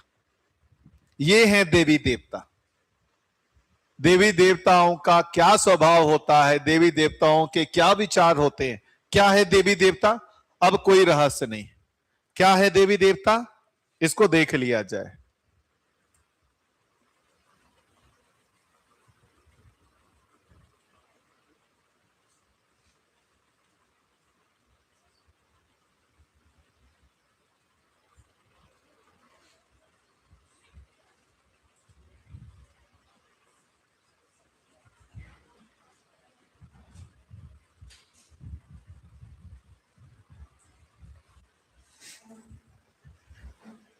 क्या है देवी देवता, अभी तक हमारे जीने का स्वरूप कैसा रहा, अभी तक हमारे जीने का स्वरूप क्या रहा। भ्रमित मानव के जीने का स्वरूप मन शरीर से तदाकार होकर, मन शरीर से तदाकार होकर शरीर संवेदनाओं से सुखी होने के लिए बारंबार रुचि मूलक आस्वादन के लिए उसके विचार और चित्त काम करते रहते हैं। यही है भ्रमित मानव के जीवन का क्रियाकलाप। भ्रमित मानव के जीवन का क्रियाकलाप को देखेंगे तो क्या है, मन इंद्रियों से प्रभावित होकर इस इंद्रियों से क्षणिक सुख की चाहत में निरंतर सुखी होने के लिए जो निरंतर प्रयास कर रहा है, उसी के अर्थ में अपने वृत्ति और चित्त को नियोजित किया हुआ है। यही है भ्रमित मानव का जीवन का क्रियाकलाप। यही है जीव चेतना, यही है जीव चेतना। ऐसे मानव जिनमें आत्मा बुद्धि और चित्त भी पूरी तरीके से क्या हो गया, क्रियाशील हो गया। ऐसे मानव जिनमें जो शेष जागृति होनी है, क्रियाओं की जागृति होनी है, वो क्रियाएं पूर्ण जागृत हो गई, आत्मा परमात्मा का अनुभव कर लिया। ये अनुभव क्या चीज है, अनुभव में क्या हो रहा है, आत्मा में अनुभव हो रहा है। क्या चीज का, परमात्मा का अनुभव। आत्मा में परमात्मा का अनुभव होता है। उस अनुभव के प्रभाव से, उस आत्मा के प्रभाव से बुद्धि क्रियाशील हो जाता है। ऐसे बुद्धि से चित्त क्रियाशील रहता है। ऐसे चित्त से जो वृत्ति क्रियाशील रहता है, ऐसे वृत्ति से जो मन क्रियाशील होता है, ऐसे मन से जो शरीर के द्वारा कार्य व्यवहार करता है, वही देव स्वरूप है, वही देव मानव है, वही दिव्य मानव है, वही मानव है। क्या है मानव, देव मानव, दिव्य मानव? कोई रहस्य नहीं है। जिनमें आत्मा में अनुभव हो गया, ऐसे आत्मा से जिनकी बुद्धि से चित्त, चित्त से वृत्ति, वृत्ति से मन, मन से शरीर क्रियाशील हो गया, ऐसे मानव ही मानव, देव मानव, दिव्य मानव है। तो भ्रमित मानव क्या है, जिनमें ये आत्मा बुद्धि और चित्त में ये चिंतन क्रियाशील नहीं हुआ है, क्रियाशील नहीं हुआ है। मन शरीर से नियंत्रित है, शरीर संवेदनाओं से सुखी होने के अर्थ में वृत्ति और चित्त काम कर रहा है। ऐसे मानव को पशु मानव, राक्षस मानव बोलते हैं, भ्रमित मानव बोलते हैं, अविकसित मानव बोलते हैं। बस छोटा सा काम क्या, जो शेष क्रियाएं हैं उसको क्रियाशील कर लेना। इसी को कहा जानने के आधार पर।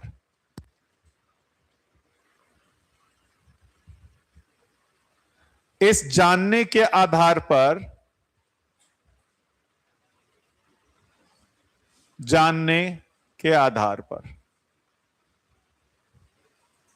सिर्फ यहां तक का मामला यदि चल रहा है, वो मानना ही है।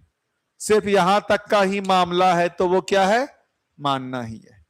इधर क्रियाशील होता है तभी जानने का काम होता है। ऐसे जानने के आधार पर जब हमारे चित्रण, तुलन, विश्लेषण, चयन, आस्वादन क्रियाशील हो जाते हैं तो उसमें क्या हो जाता है? पूर्ण नियंत्रण आ जाता है। वही स्वतंत्रता है। वही क्या है? स्वतंत्रता है। ऐसे जीवन ही स्वतंत्र जीवन है। ऐसे जीवन ही स्वतंत्र जीवन है। ऐसे जीवन ही स्वतंत्र जीवन है। यदि भ्रमित मान्यताओं के से चालित हैं, शरीर संवेदनाओं से चालित है, तो ऐसे जीवन परतंत्र है। कभी सुखी, कभी दुखी, कभी खुशी, कभी गम। यहां पर खुशियां ही खुशियां है ना। अब कोई दुख नहीं, निरंतर सुखी, निरंतर सुखी। जो सिर्फ यहां तक क्रियाशील है उसमें भी क्षणिक सुख होता है, निरंतरता नहीं होती। उसमें भी क्षणिक सुख होता है, निरंतरता नहीं होती। बात पकड़ में आ गई? बात पकड़ में आ गई? तो क्या लगता है, पूरी जिंदगी मान्यताओं से ही चालित रहना है या जानने का भी कुछ काम करना है? जानने का काम करना है या बिल्ली रास्ता काट दी, शंकर जी पर जल चढ़ाते रहेंगे, उससे हमारे दुख दर्द दूर होते रहेंगे, या हम जान जाएंगे अस्तित्व की जब तक वास्तविकताओं को नहीं जानेंगे और उस जानने के आधार पर जब तक हमारा चित्रण, विश्लेषण और चयन, आस्वादन जब तक नहीं सज जाता है तब तक हम निरंतर सुखी नहीं हो सकते। है ना। तो जो देवी देवता हैं वो क्या है? यही है जिनका ये पांचों अंग क्रियाशील हो गया, जीवन के पांचों अंग पूरी तरीके से क्रियाशील हो गया, वो देवी देवता है। क्या ऐसे देवी देवता ये भ्रमित इस तरीके के जो जीवन है, जो इतने तक ही चल रहे हैं, उसको क्या करते रहते होंगे? दंड देते होंगे, शासन करते होंगे उनके ऊपर? ऐसे देवी देवता इन भ्रमित मानव पर शासन करते होंगे, दंड देते होंगे? क्या करते होंगे ऐसे देवी देवता? अपने जैसा बनाने का प्रयास करते रहते होंगे। क्या करते होंगे? अपने जैसा बनाने का प्रेरणा देते रहते हैं। इतना ही करते। किन्हीं देवी देवताओं से डरने की जरूरत नहीं है। ये सभी भय हमारी कल्पना में है। ये सभी भय हमारी कल्पना में है। तो कितने लोग यहां से यहां पहुंच करके देव स्वरूप में हो सकते हो, ऐसा अनुमान बनता है कि मैं देवता बन सकता हूं। ठीक से हाथ खड़ा कर, ईमानदारी से, कि मैं देवता बन सकता हूं। कुछ लोगों का अनुमान नहीं बन रहा, नहीं बन रहा, देवता नहीं बन सकते। क्यों?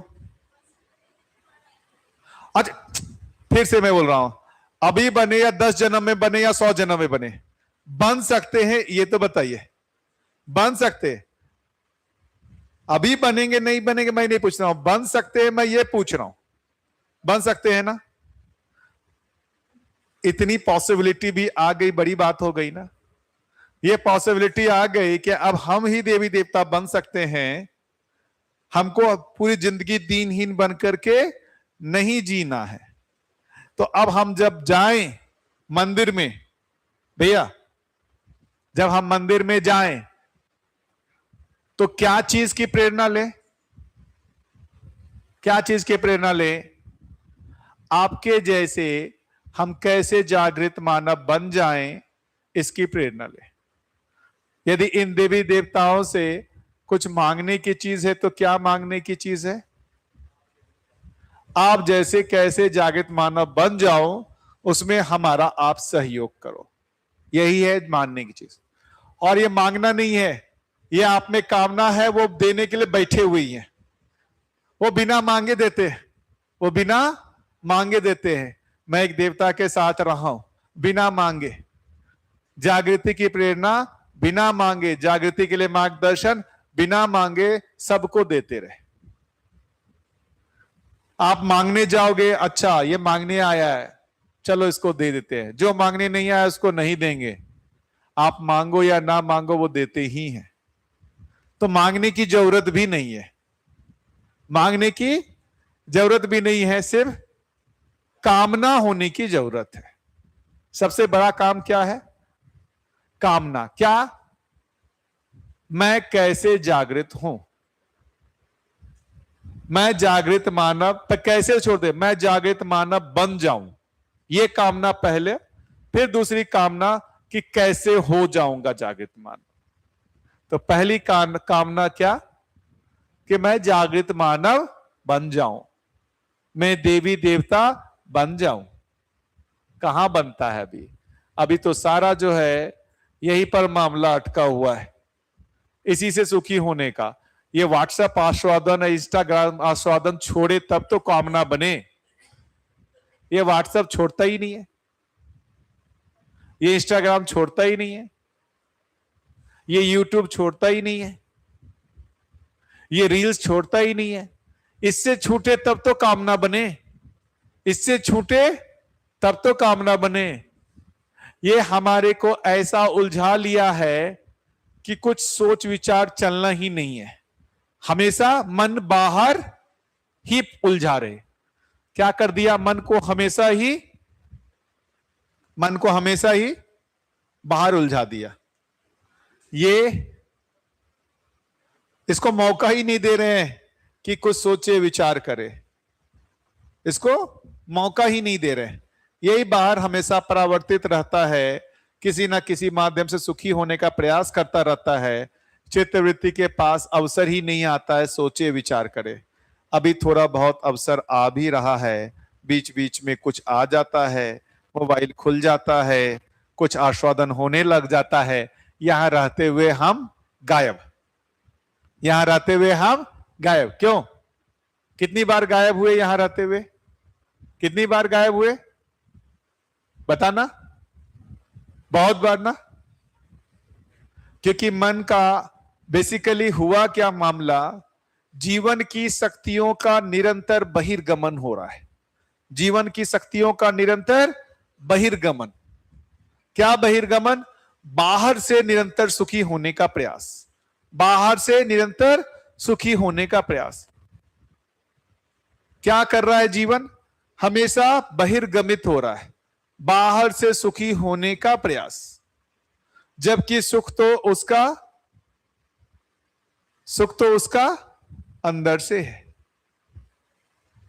वो बाहर किसी वस्तुओं से, किसी पद से, किसी पैसे से सुखी होने के प्रयास में है। इसलिए बारंबार जीवन क्या हो रहा है? अपनी शक्तियों का बहिर्गमन कर रहा है, ऊर्जा का क्या कहे अपव्यय कर रहा है। यही ऊर्जा का अंतर्नियोजन हो जाए। क्या हो जाए? अंतर्नियोजन हो जाए। अंतर्नियोजन होने से वो निरंतर सुखी हो जाता है। क्या अंतर्नियोजन? आत्मा में परमात्मा का अनुभव हो जाए। इसमें आत्मा में जैसे परमात्मा का अनुभव होता है, बुद्धि आत्मा के प्रभाव में आ जाता है, चित्त ऐसे बुद्धि के प्रभाव में आता है, वृत्ति चित्त के प्रभाव में, मन वृत्ति के प्रभाव में आ जाता है। जीवन शक्तियों का पूर्णतया अंतर्नियोजन हो जाता है। अब ये कभी बहिर्गमन होता ही नहीं है, वो अपने आप में निरंतर सुखी हो जाता है। ऐसे जीवन को बाहर से ना तो कोई सुखी कर सकता है, ना दुखी कर सकता है, वो स्वयं में निरंतर सुखी है। ऐसे जीवन को ना तो बाहर से कोई दुखी कर सकता है, ना तो बाहर से कोई सुखी कर सकता है। क्यों? क्योंकि वो स्वयं में निरंतर सुखी है। क्या बात है! निरंतर सुखी का स्रोत समझ में आया प्रखर? क्या स्रोत है निरंतर सुखी होने का? क्या स्रोत है निरंतर सुखी होने का स्रोत? कि ये जीवन शक्तियों का अंतर्नियोजन हो जाए, यही है निरंतर सुखी होने का स्रोत।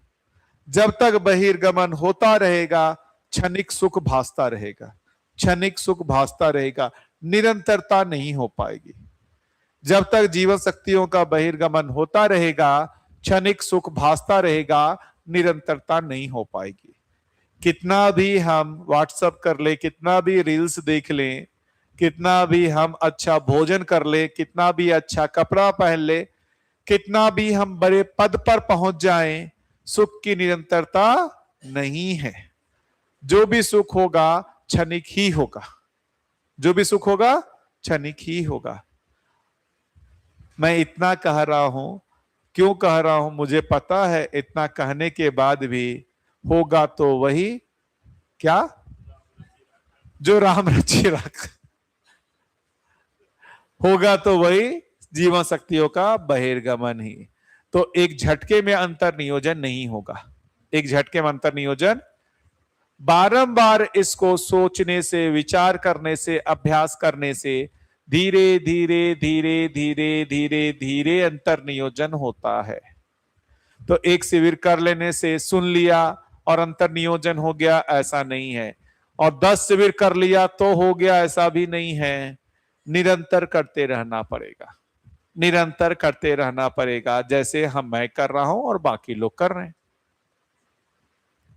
तो कितने लोगों को आगे लग रहा है कि और शिविर करते रहना चाहिए? पक्का? तो चंद्रशेखर भैया, आपके लिए अगले शिविर के लिए कैंडिडेट्स मिल गए, है ना? देखिए, ये कोई आपको बहलाने फुसलाने की बात नहीं है, आवश्यकता लगती है। ईमानदारी से बताइए, कितने लोगों को स्वयं में आवश्यकता लगती है? स्वयं में आवश्यकता लगती है ना? इस वातावरण के प्रभाव में अभी आवश्यकता लगती है, जैसे ही वातावरण बदलेगा आवश्यकताएं बदल जाएंगी। जैसे ही वातावरण बदलेगा आवश्यकताएं बदल जाएंगी। उस वातावरण के दबाव में पद, पैसा, है ना, यही सब हमारी आवश्यकता बन जाएगी। अच्छा, वहां बाहर ज्यादा आवश्यकता इन चीजों की, तब तो और बढ़िया बढ़िया है। फिर तो ये तो बढ़िया है। साल में 2 बार 3 बार ऐसा बना लें कि साल में 2-3 बार हम अभ्युदय संस्थान परिचय शिविर करने आएंगे। यदि परिचय शिविर से लगता है कि हमको और डीप जाना है, 6 महीने का अध्ययन शिविर करना के लिए आएंगे।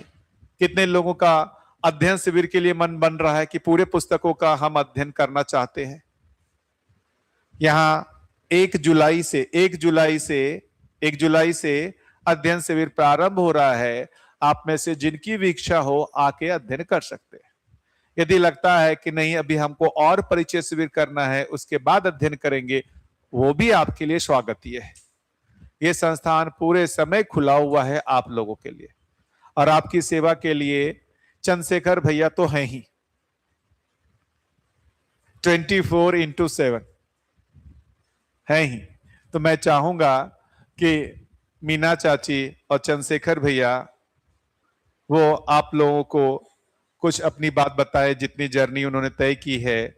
आप लोग भी सुनना चाहते ही होंगे जी। चंद्रशेखर भैया के बारे में तो आप लोग जानते ही होंगे। कितने लोग चंद्रशेखर भैया से परिचित नहीं है? अरे वाह! चंद्रशेखर भैया भी इन्होंने भी बहुत सारी पढ़ाइयाँ की, सिविल इंजीनियर रहे और आईआईटी दिल्ली से एमटेक किया था भैया। हाँ, उसके बाद यहाँ रायपुर में बहुत बड़ा कंस्ट्रक्शन का काम करते थे, बहुत सारा कंस्ट्रक्शन किया, खूब पैसे कमाए।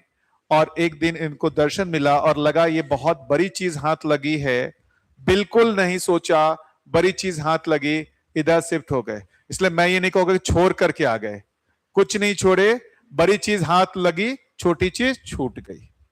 बड़ी चीज हाथ लगी, छोटी चीज अपने आप छूट गई।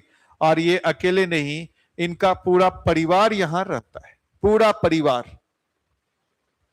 ये इनकी पत्नी, इनके बच्चे, माता पिता, इनकी बहन, बहुत सारे लोग, ये सब परिवार यहां रहते हैं। इसलिए मैं इनके घर को परिवार नहीं मोहल्ला बोलता हूं। ये अपने आप में मोहल्ला है। तो ऐसे आपका परिवार भी मोहल्ला जल्दी से बनने वाला है ना? ऐसा कुछ सब परिवारों में हो जाए तो बहुत ही बढ़िया माहौल बन जाएगा। चाची और आप दोनों ही लोग एक चेयर, अंकल जी ये चेयर जी मैं करता हूं, आइए।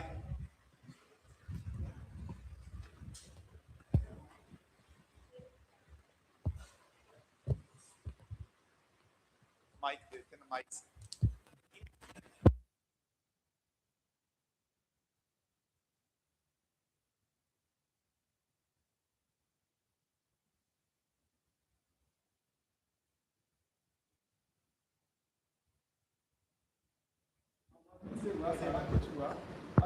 आराम से। सभी को नमस्ते।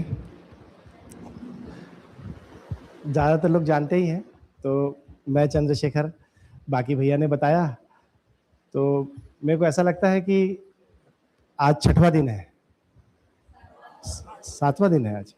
अच्छा, तो ज़रूर चर्चा तो हुई होगी, लेकिन ऐसा लगता नहीं है क्या कि इतना सुंदर संस्थान, करीब 17 एकड़ कैंपस है ये, और पिछले 25 साल में ये बना हुआ है, और हमारे जैसे, मेरे जैसे कितने ही लोग आके यहाँ से ये जो जीवन विद्या इस शिविर का फायदा लेके गए, तो कितने लोगों का ध्यान गया होगा, नहीं गया होगा कि सन 2000 में कुछ परिवारों ने मिलके इस संस्थान को खड़ा किया। तो जो एक कृतज्ञता का भाव बनता है कि कुछ लोगों ने ऐसा सोचा हमारे लिए, आज आप लोग भी उसी को, क्या बोलना चाहिए, फसल लगने के बाद जो फल खा रहे हैं ना हम लोग, सीधे सीधे फल पका पकाया मिल रहा है हम लोगों को। तो मेरे को ऐसा लगता है कि भैया ने अवसर दिया है, तो कृतज्ञता ज्ञापन मेरी तरफ से एक छोटा सा, जैसे कि आदरणीय राजन महाराज जी हैं, जो नीचे बैठे हुए हैं, वो राजन महाराज जी हैं। इस संस्थान के फाउंडर लोगों में से जो 10-12 परिवार थे, उन लोगों को एकजुट करने का जो मुखिया थे, वो राजन महाराज जी थे। पिछले वर्ष हमारे बीच नहीं रहे, और जिन परिवारों ने मिलकर ये साहस किया था, ये 17 एकड़ का कैंपस और अपना पूंजी लगा के इसको खड़ा किया था, उनमें जो अग्रणी एक व्यक्ति रहे, जिनका नाम है अंजनी अग्रवाल भैया, अंजनी भैया। ऐसे तो बहुत करीब 6-7 परिवार तो एक्टिवली अभी यहाँ है ही, जिसमें से BR भैया है, सोम भैया है, संकेत भैया है, और उसमें से जो एक नाम है अनीता शाह दीदी हैं, ये लोग फाउंडर लोगों में से हैं। उनमें से जो एक अग्रणी व्यक्ति जिनके बिना ये काम पूरा नहीं होता, वो है अंजनी भैया, और उनकी धर्मपत्नी है मीना दीदी। और आप लोगों ने क्या सोच के ये श्रम किया और कितना बड़ा काम किया, उसको देख के कई बार ख्याल आता है कि आप लोगों को इस बीच में सुनना चाहिए। तो अगर भैया ने अवसर दिया है 5 मिनट, तो मैं तो दीदी से प्रश्न पूछूंगा कि क्या सोच के आप लोगों ने ये संस्थान का स्थापना किया था, उस पर 2 मिनट बोलेंगे, उसके बाद भैया का सेशन जरूरी है। ठीक है, तो मिलते हैं हम लोग, धन्यवाद। आप क्या सोच करके आए, आपको भी मैं रखूंगा। जी, मैं भी रखूंगा। जी।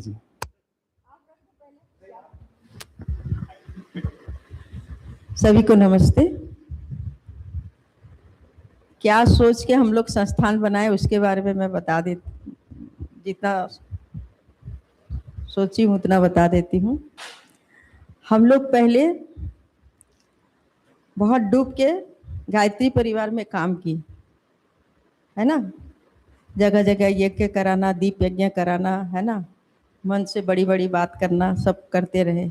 लेकिन मन अंदर एक प्रश्न बना हुआ था, हम बोल रहे हैं जो वो दिख नहीं रहा है, और जो समझने का कोशिश नहीं कर रहा। जैसे यहाँ पारदर्शी है ना सब चीज, जैसे आज भैया जी क्लास में पढ़ा रहे थे, मानव से देव मानव, देव मानव से दिव्य मानव, हम सब बन सकते हैं। ये हमारे सामने एक पूरी बात रखा गया है। हम समझ के हमारे अंदर विश्वास हो रहा है कि हम अगर पूर्णता तक आत्मा में हमको अनुभव हो गया, तो हम निश्चित रूप से मानव से देव मानव, देव मानव से दिव्य मानव हो सकते हैं, है ना। तो ये चीज हमको वहाँ क्लियर नहीं था। बात करते समय हम बात कर रहे हैं और जीते समय हमारा हो नहीं रहा है। तो मुझे लगता है कि कोई बड़ी चीज पाने के लिए हमारा जो बेस तैयार हुआ वहाँ, मैं आज जो वो काम किए, बहुत बड़ा काम किया, हमारा को बेस तैयार हो गया।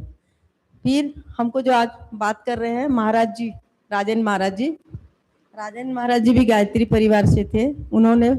हम उन्हीं से मिलते रहते थे।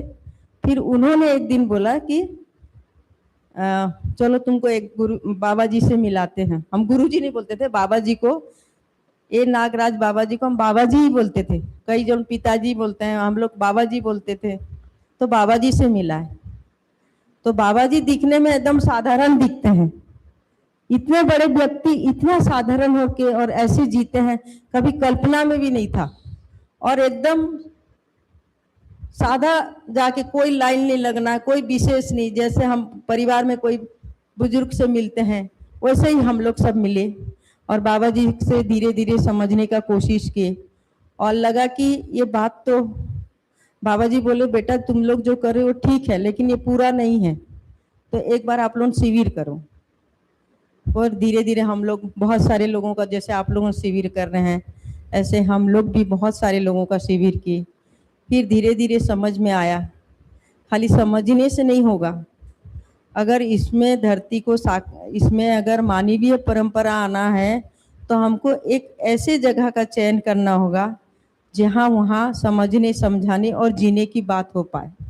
तो हमने एक जगह पहले लिए थे भटगांव में, वहाँ हम लोग नहीं कर पाए, फिर ये जगह का चयन हुआ और ये जगह में चयन हुआ तो फिर धीरे धीरे आज जो आप देख रहे हैं। तो इस तरह ये एक्चुअल में मानवीय परंपरा कैसे स्थापित हो, हर मानव को कैसे सुलभ हो जाए और हर मानव इसको समझ के अपने ज़िंदगी में खुशहाली पूर्वक जी पाए, परिवार में खुशहाली पूर्वक जाए, समाज में अपनी भागीदारी कर पाए और एक अच्छा समझदार जैसे बोलते हैं ना भाई बाकी जगह बहुत जगह मोटर गाड़ी ठीक होने का फैक्ट्री है कि नहीं है, तो मानव बनने का भी क्या वर्कशॉप होना चाहिए कि नहीं। तो ये जो अभ्युदय संस्थान है ये इसी के लिए बना हुआ है, ये मानव ठीक होने का वर्कशॉप है। तो यहाँ बोलते हैं ना कि आने का एंट्री है, एग्जिस्ट नहीं है। तो हम एक बार अगर यहाँ आ जाते हैं और समझने में मन लग जाता है और लगता कि हाँ ये तो हमारे समझने लायक है, तो यहाँ अपन जाते नहीं हैं। और मैं ऐसे बहुत सारे शुरू से आज 25 साल हो गया इसको बने, तो मैं देखती हूँ एक छोटे बच्चे से लेके एक जवान से लेके बुजुर्ग से लेके सब शिविर कर रहे हैं और सबका मन यहाँ जब जाते समय जब शिविर का एंड होता तो सब रोते हुए जाते हैं कि हमारे को जाने का मन नहीं डरना, यहाँ इतना अच्छा वातावरण, इतना अपनापन में जी रहे हैं और ये तो वाकई में समझने लायक है। तो बस इसी के लिए अभ्युदय संस्थान का स्थापना हुआ, ये मानव बनने का वर्कशॉप है। ठीक है,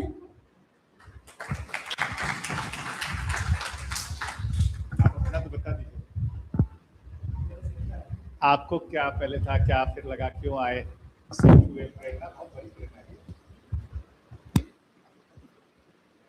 तो असल में ये काम मेरी श्रीमती अच्छे से करती है कि हम लोग यहाँ क्यों आए करके। मैं तो जब ये बात को समझने के क्रम में आगे बढ़े तो मैं बोलने लगा वाइफ को कि ये बहुत डेंजर रास्ता है, इसमें हम लोगों को सुधरना पड़ेगा। तो सुधरने का मन है नहीं और ये सुधरने की बात कर रहे हैं तो नहीं जाते इसमें करके। तो बोले नहीं तुम्हारा देख लिए अब यही ठीक है करके। तो हम लोग सामान्य जिंदगी जी रहे थे रायपुर में और हमारे बच्चे को नर्सरी के स्कूल में एडमिशन दिलाने के लिए मेरी वाइफ ढूंढ रही थी एक ऐसा स्कूल जो कि प्रतिस्पर्धा से मुक्त हो, बच्चों को दबाव कम डाले वगैरह वगैरह। इतना कुछ पता नहीं था। तो फिर कई स्कूलों को ढूंढते ढूंढते अभिभावक विद्यालय VIP रोड में जो दीदी लोग चला रहे हैं उसमें हम लोगों ने एडमिशन लिया बच्चे का। और शुरू के 1 महीने में ही हम लोगों को समझ में आ गया कि इस स्कूल में लंबा नहीं पढ़ाना है, नहीं तो बच्चा साधु बन जाएगा, धोती पहनने लगेगा टाइप का, ऐसा हमको लगने लगा। तो हम लोग है ना 1-8 साल में बच्चे को निकाल लेंगे, अभी तो अच्छी बात हो रही है सोच के उसमें कंटिन्यू किए। तो इस दौरान दीदी लोग बोलते थे कि परिचय शिविर करो, तो वो परिचय शिविर 2017 तो हम लोग परिचय शिविर नहीं करते थे। आप लोग बोलते थे परिचय शिविर करिए, आप लोग अच्छे लोग हो। तो हम लोग को लगता था अच्छे लोग हैं, फीस तो दे रहे हैं, ये हमको और पढ़ाना क्यों चाहते हैं, बच्चे को पढ़ाएं करके। तो परिचय शिविर के लिए बहुत आग्रह होता था। लगभग 1 साल तक तो आप लोगों ने बहुत कोशिश करा। फिर हम लोग झूठ मूठ का शिविर करने लगे, आते थे ओपनिंग में बैठते थे आधे 1 घंटे और चुपचाप मोबाइल में कॉल आया करके निकल जाते थे। ऐसा करके हम लोग 2 साल निकाल लिए। फिर एक बारी मम्मी, जो मम्मी है आप लोग मिलेंगी, तो उनने हम दोनों को बुलाया और बोला कि तुम हमारे पोते के साथ ठीक नहीं कर रहे हो, ये जो है साधु बन जाएगा, इसका स्कूल बदलो करके। तो हम लोगों को एक दबाव पड़ा कि भाई ये बच्चे के साथ ज़्यादा संस्कार हो रहा है क्या करके। तो हम लोगों ने बोला ठीक है शिविर करते हैं सीरियसली एक बार और देखते हैं कि बोल क्या रहे हैं करके। और इसी हॉल में 18 सितंबर में सोम भैया का शिविर हमने अटेंड किया, मैंने और वाइफ ने। इसलिए अटेंड नहीं किया था, हाँ मतलब और कर चुके थे। आप लोग के शिविर में आप लोग को उड़ा देते थे हम लोग, ऐसा शिविर में उड़ा देते थे, हाँ ये बोलने की बात है, ये होता नहीं है करके, तो ऐसा करते थे। लेकिन जैसे प्रबोधक को भी जवाब देके अपन नकार नहीं देते हैं कि नहीं नहीं हमको तुमसे ज्यादा पता है टाइप का, ऐसा करके हम लोग कर देते थे। मैं और वाइफ दोनों ठीक ठाक पढ़े लिखे हैं, तो तर्क में, और दीदी लोग अपने स्नेह को बनाए रखते थे कि नहीं नहीं आप लोगों में पोटेंशियल है। हमको लगता था पता नहीं क्यों ये नाराज नहीं होते हैं, तो हम इनके शिविर में खराब कर देते थे शिविर को, कुछ भी प्रश्न को अटका देते थे, कुछ कर देते थे। तो इस हॉल में हम लोग शिविर में आए, सोम भैया पहली बार 5 साल बाद शिविर ले रहे थे। मैं वो पिलर के बगल में बैठता था और वाइफ इस पिलर के, और हम लोग को एक माइक अलग से दिया गया था 150 लोगों में कि ये दोनों को अलग से दो, ये बहुत पूछते हैं करके। तो पहली बार पहाड़ के सामने खड़े हुए तो पता चला, सोम भैया ने हमको जितना पटका 5-6 दिन, तीसरे दिन में तो वाइफ सरेंडर कर गई, बोली नहीं ये ठीक है करके। मैं लगा रहा कि नहीं नहीं कुछ तो गड़बड़ होगी, पक्का इनको कुछ मतलब कहीं तो लूप होल होगा इसमें बात में करके। तो ऐसे 6वें 7वें दिन तक मेरी समस्या ये थी कि मैं इसको केवल हिंदू धर्म का मान रहा था उस वक्त तक, लेकिन उस हॉल में बहुत सारे मुसलमान थे, और वो मंजीत भैया सरदार जी इतनी लंबी दाढ़ी के साथ पूरे 7 दिन, तो मेरा वो बड़ा प्रॉब्लम हो गया कि ये सभी धर्मों का कैसे हो सकता है करके। तो इस तरीके से एक प्रश्न तो बन गया कि ये बात को हिंदू सुन रहे हैं वहां तक ठीक है, क्योंकि ये चलता है ना, ये बुद्धि आत्मा परमात्मा, तो ऐसा लगता है हिंदुओं का है, लेकिन मुसलमान उसमें थे, काफी सीनियर लोग थे उसमें। फिर मैं अपने भाई को, जो मेरा भाई पीएचडी कर रहा था आईआईटी रुड़की से, और चाचा का लड़का जो चार्टेड अकाउंटेंट है, इन दोनों को मैं बोला कि कुछ कठिन चीज मिली है, इसको अपने को क्रैक करना है, मतलब ये कुछ गड़बड़ चीज है, इसमें कुछ तो लूप होल है, इसको हम लोग ढूंढ नहीं पा रहे हैं, लेकिन अच्छा है कुछ। तो फिर 2 महीने बाद के शिविर में मैं अपने भाई और उन सबको लेके आया। हम लोग 18 लोग शिविर किए, जैसे वो भाई कर रहे हैं ना वैसे ही, जांचने के लिए, और सबको बोला पिकनिक है करके। और यहाँ वाकई में वो लोगों ने आके मंच पे बोला कि हम लोग पिकनिक में आए हैं करके। और फिर हाँ, बहुत बेइज्जती हुई थी मेरी, सब लाइन से आते गए और बोलते गए मैं पिकनिक में आया हूँ, मैं पिकनिक में आया हूँ, मैं पिकनिक में आया हूँ, ऐसा। मैं बोला अरे ये बोलने का चीज थोड़ा ना है करके, लेकिन सब बोले। तो अब वो भी धुरंधर थे अपनी जिंदगी के, उन लोगों ने भी शिविर में बहुत फाइट किया, उसको योगेश भैया ने शिविर लिया था। तो योगेश भैया के शिविर में भाई जो पीएचडी है आईआईटी रुड़की से, ब्रिज कंसल्टेंट है, वो बहुत ही बड़ा माना हुआ, उसको चौथे दिन में उसका विकेट गिरा। मतलब उसने बोला कि देख ये लोग ठीक बोल रहे हैं, जो पूरी बात है इसमें दम है, लेकिन ये प्रैक्टिसेबल है कि नहीं इसको देखना पड़ेगा, ये अपने जीने में आचरण में प्रैक्टिस करने लायक है कि नहीं है। तो हम लोग दिन भर यहाँ शिविर करते थे और रात भर जगते थे, हम लोग बात करते थे रात भर। मंजीत भैया का घर मिल गया था हम लोग को, तो हम तीनों भाई, चार्टर्ड अकाउंटेंट, वो भाई और मैं, हम तीनों रात भर बात करते थे और दिन भर शिविर। तो ऐसे 7 दिन में हम लोगों को ये समझ में आया कि इसमें लूप होल नहीं है, लेकिन प्रैक्टिसेबल है कि नहीं है ये चीज जांचना बाकी था। फिर उसके बाद जो भैया ने अभी बोला अध्ययन करने के लिए कितने लोग इंटरेस्टेड है, तो हमको लगा कि इसको जांचने का एक ही तरीका है, इस वाङ्मय, इस दर्शन की किताबें, इस दर्शन की 11 किताबें हैं जो कि इस संस्थान में, अभ्युदय संस्थान अछोटी में विधिवत पढ़ाया जाता है हर वर्ष 1 जुलाई को। तो उसके लिए हम लोगों को कहा गया कि उससे आप लोगों को क्लैरिटी होगी, क्योंकि चाहे भैया हो, आप हो, मैं हो, हम जो भी बोल रहे हैं हम वाङ्मय के अंदर से बोल रहे हैं, बाहर से बोलेंगे तो वो दिखता है कि ये बाहर का है। तो फिर मैं और वाइफ ने किताबें पढ़ना शुरू किया, 2 वर्षीय अध्ययन ज्वाइन किया। उसमें हम लोगों को क्लैरिटी समझ में आई कि नहीं ये तो बहुत ही गहरी बात है, ये प्रैक्टिसेबल तो छोड़ो, इसके अलावा कोई और करने लायक काम ही नहीं है। पूरी जिंदगी एक साइड और दर्शन एक साइड, ये जीने का दर्शन है। मतलब अभी तक जितने भी दर्शन थे इसको किताबों में या लाल रंग की किताब उसमें बांध के रख दो, उसको सिर से लगा के रखो। खुद नागराज जी का कहना है कि अगर इन किताबों को तुम जीने में नहीं ला पाते हो तो मेरी किताबें परचून की दुकान में गुटखा बेचने के काम आएंगी, ऐसा उनका खुद का स्टेटमेंट है। और भी उनने बहुत बुरा बुरा बोला है अपनी किताबों के लिए। उनका कहना है कि ये जीने की चीज है, आचरण की चीज। तो ये बात हम लोगों को उन किताबों से गुजरते हुए पता चली। मैं ही क्यों बोल रहा हूँ, यहाँ बहुत लोग हैं जो ऐसा किए हैं, भैया बैठे हैं, भैया 1 महीने का अध्ययन किए हैं, तो है ना, और कई लोग हैं जो ट्राई किए हैं। तो किताबों से गुजरना एकमात्र चॉइस है, उसके अलावा चॉइस नहीं है। और खास बात यह है कि पूरे देश में अभ्युदय संस्थान एक ऐसी जगह है जो इसको मेन काम बोल के करते हैं। अभ्युदय संस्थान अछोटी का मेन काम परिचय शिविर नहीं है। परिचय शिविर तो देश भर में होता ही है, यहाँ भी होता है।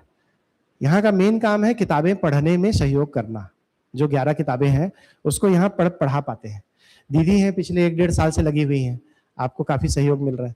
तो आप लोगों को तो मैं यही बोलूंगा कि हमारा क्या बोलेंगे, हमारा गारंटी ले सकते हो कि नहीं हमको मजा आ रहा है, हमारी जिंदगी में फर्क पड़ रहा है, इतने लोग हैं। लेकिन जैसे बोलते हैं मरे बिना स्वर्ग नहीं मिलता है, या नदी में उतर के ही तैरना सीखोगे, वैसे ही ये 11 किताबों के लिए आपको खुद ट्राई करना चाहिए। हर किसी को ट्राई करना चाहिए। 1 जुलाई बहुत टाइम है अभी आप लोगों के पास। अगले महीने दीदी का शिविर है 7 दिन का, बहुत फायदेमंद रहेगा। अनेक तरीके से इस शिविर को करिए तो फायदा मिलेगा। और मैं तो विश्वास दिलाता हूं कि किताबों से गुजरने के बाद आप अभ्युदय संस्थान आना बंद कर दोगे, क्योंकि यहाँ से जो मिल सकता है वो है किताबों को पढ़ने की योग्यता।